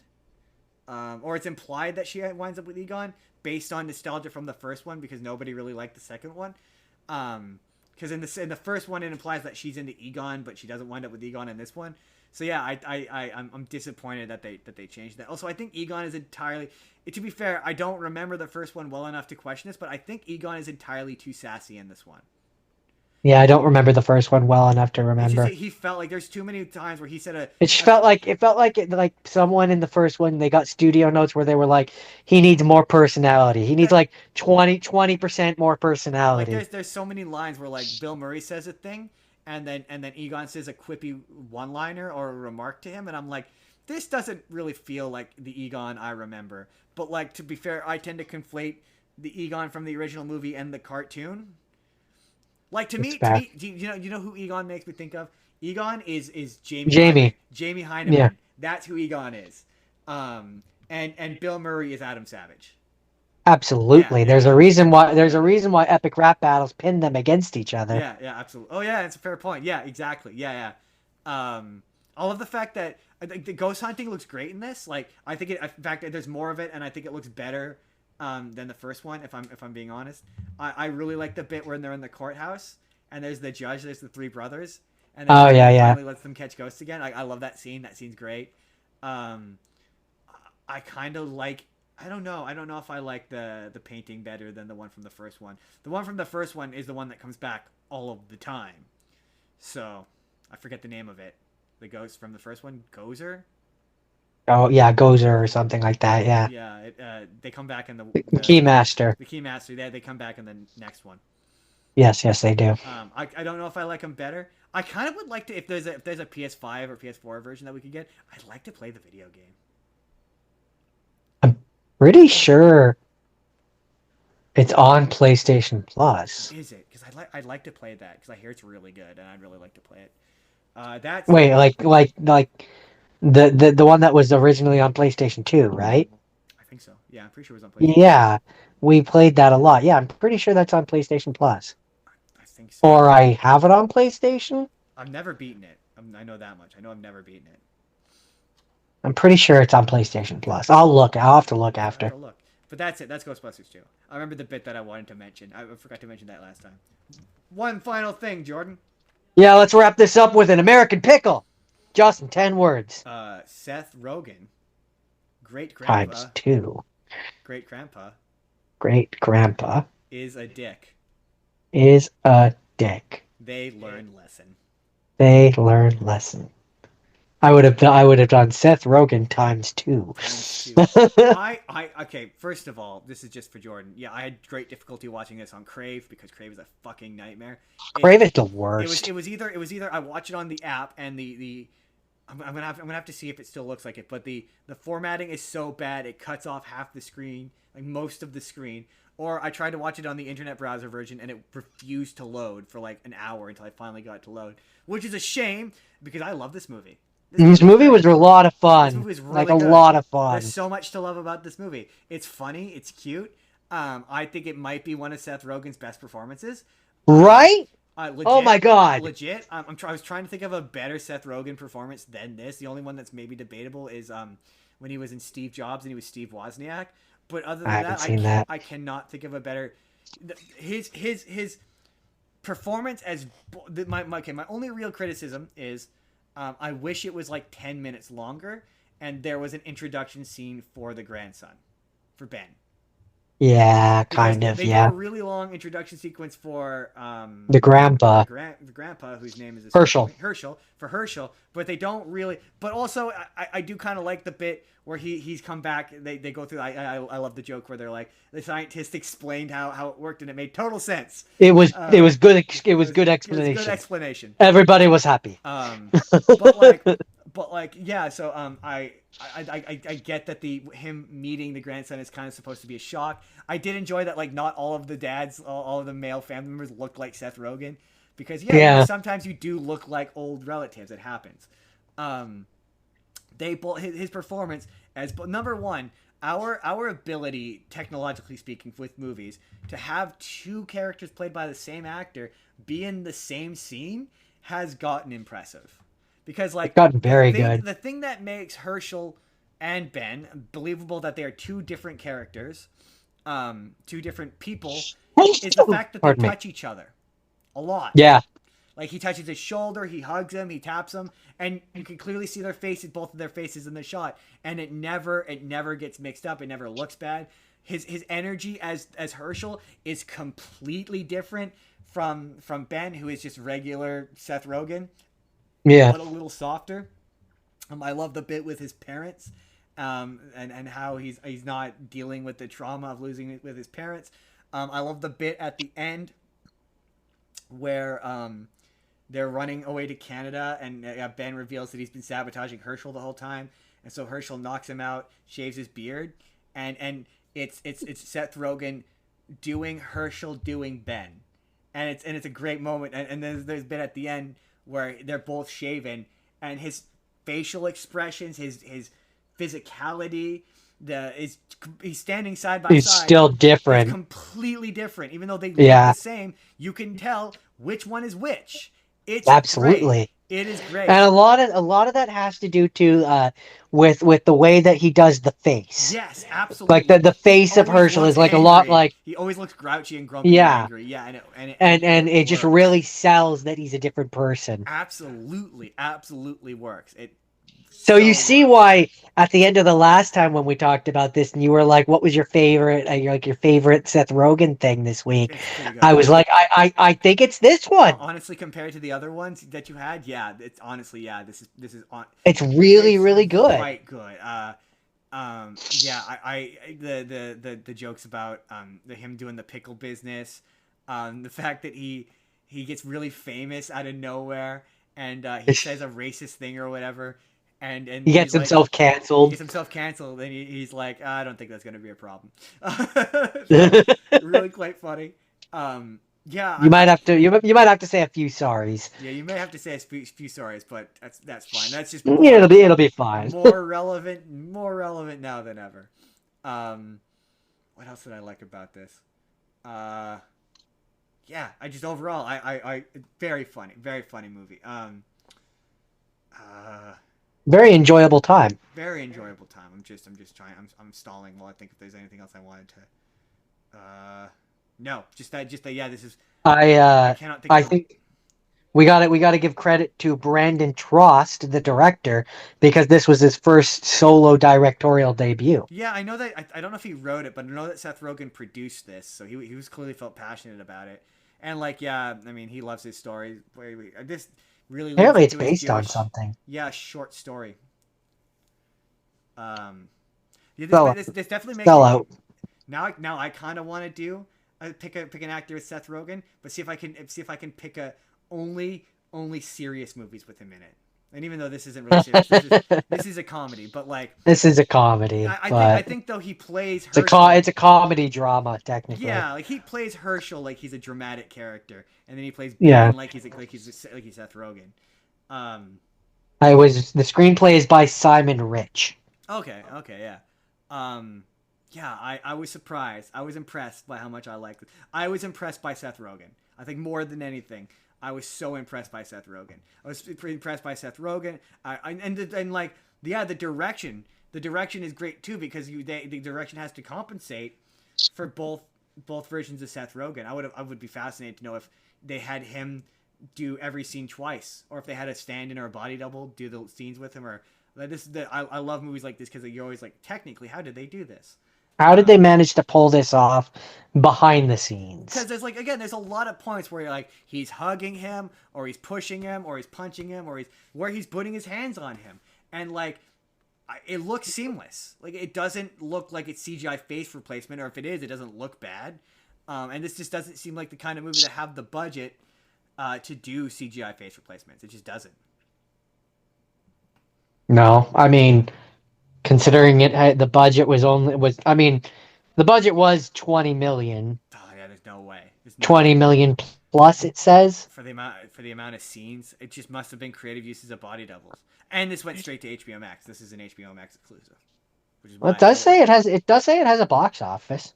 oh, It's not a very big maybe box not. office, so it must have been a limited release. But This is it's a shame though because I think yeah I really do think Seth Rogen deserved more credit for this than I think he got. 'Cause this came yeah. out in 2020. This was one of those unfortunate movies that came out during the pandemic, so it just sort of slid over under So everyone's radar. it was originally released in the United States August 6th on HBO Max. It was the first original film released by HBO Max. Oh really? I'm glad it is. Yeah, and it was released theatrically in the United Kingdom the following day. Oh, interesting. Interesting. Yeah, I mean, I knew that it opens saying an HBO Max original, so I knew it was an HBO Max original. But it was the first HBO Max Oh original yeah, movie. it came out in 2020, and nobody was paying attention to movies in 2020, so that's why it didn't do well. No, they weren't. They were paying attention But to other things. no, yeah, solid movie. Solid. Solid Again, movie. unless someone come into the comments of what is probably going to be a video for this and tell me a better Seth Rogen movie than this, where he is a good Serious. serious dramatic role for him. Give me a recommendation that I can somehow. Because I mean, there's lots of comedies where he's Comedies are good, easy, but but tell me a good dramatic Seth Rogen movie. I think I want to know if you know of any. and with that, I think our recovery episode We've made it through. is coming to an end, Jordan, it wound up being as long as the original episode. and we cut a movie, and we cut two we movies. cut movies. To be fair, I was unsure that this was gonna last, so I really stalled at the beginning, which I regret, because this ended up turning into just a regular episode anyway, but not really. But it kind of sort of did. That's okay. That's okay. It just means I will have all kinds of content for the rest of the week, which is good. Jordan, so everyone knows, I guess it's you didn't. This is gonna go on Spotify, so you won't have heard what the next week's episode is. Next week's episode is hey, I was in a Marvel thing. This week's episode is hey, I was in a Marvel thing. And it's people who are in Marvel things, at least one Marvel thing. But it's not Marvel but things. It's not a Marvel things or DC things. There's no superhero stuff on this list at all. But they were in superhero things. They were in superhero things. One of mine, you're gonna be like, what? There's some diversity here. But that's next. That's coming Sunday this week. On Sunday. I was in a Marvel thing once. Coming this Sunday. Jordan, where can the people find you? In very shortly, I'm going to be doing Minecraft Monday. Oh, yeah, you're doing Minecraft Monday today. Yeah. That was another reason why I wanted to cut this, because I have a 2.5-hour movie I need to go watch. On my Twitch, SethGore187. I'm gonna probably start that pretty quickly, actually. And I then normally on Sundays I do this. And hopefully with sound this time. Yeah, hopefully. Hopefully, I pull up the footage that we just got and there's sound. I mean, I'm gonna be real pissed if there's not. We checked sound multiple times throughout the show, so I don't foresee there being any technical glitches. Okay. You can find me on TikTok, Justin Spurr. I'm on TikTok. You can find the show, Spur of the Moment P. We are gaining more followers there every day. We're almost at 100 followers on TikTok, Jordan. Nice. Exciting. You can email the show. It's justinsbusiness@gmail.com if you want to be on the show, if you want to sponsor the show. If you just want to chat, I'll chat via email. I don't care. You can email me there. You can join the Discord. Go to artemedia.org. Check me out on Down the Middle. Jordan. Think of the animals. Right now the boxes, or at some point the boxes will have popped up, Jordan. What are they gonna get if they hit the box on the left? The left. What did we do last week? Last week was the first day of the year. Right. Day we were born. No, first day we were born. Left will be day we were born. Right will be something that YouTube thinks they want to That watch. that you're going to enjoy.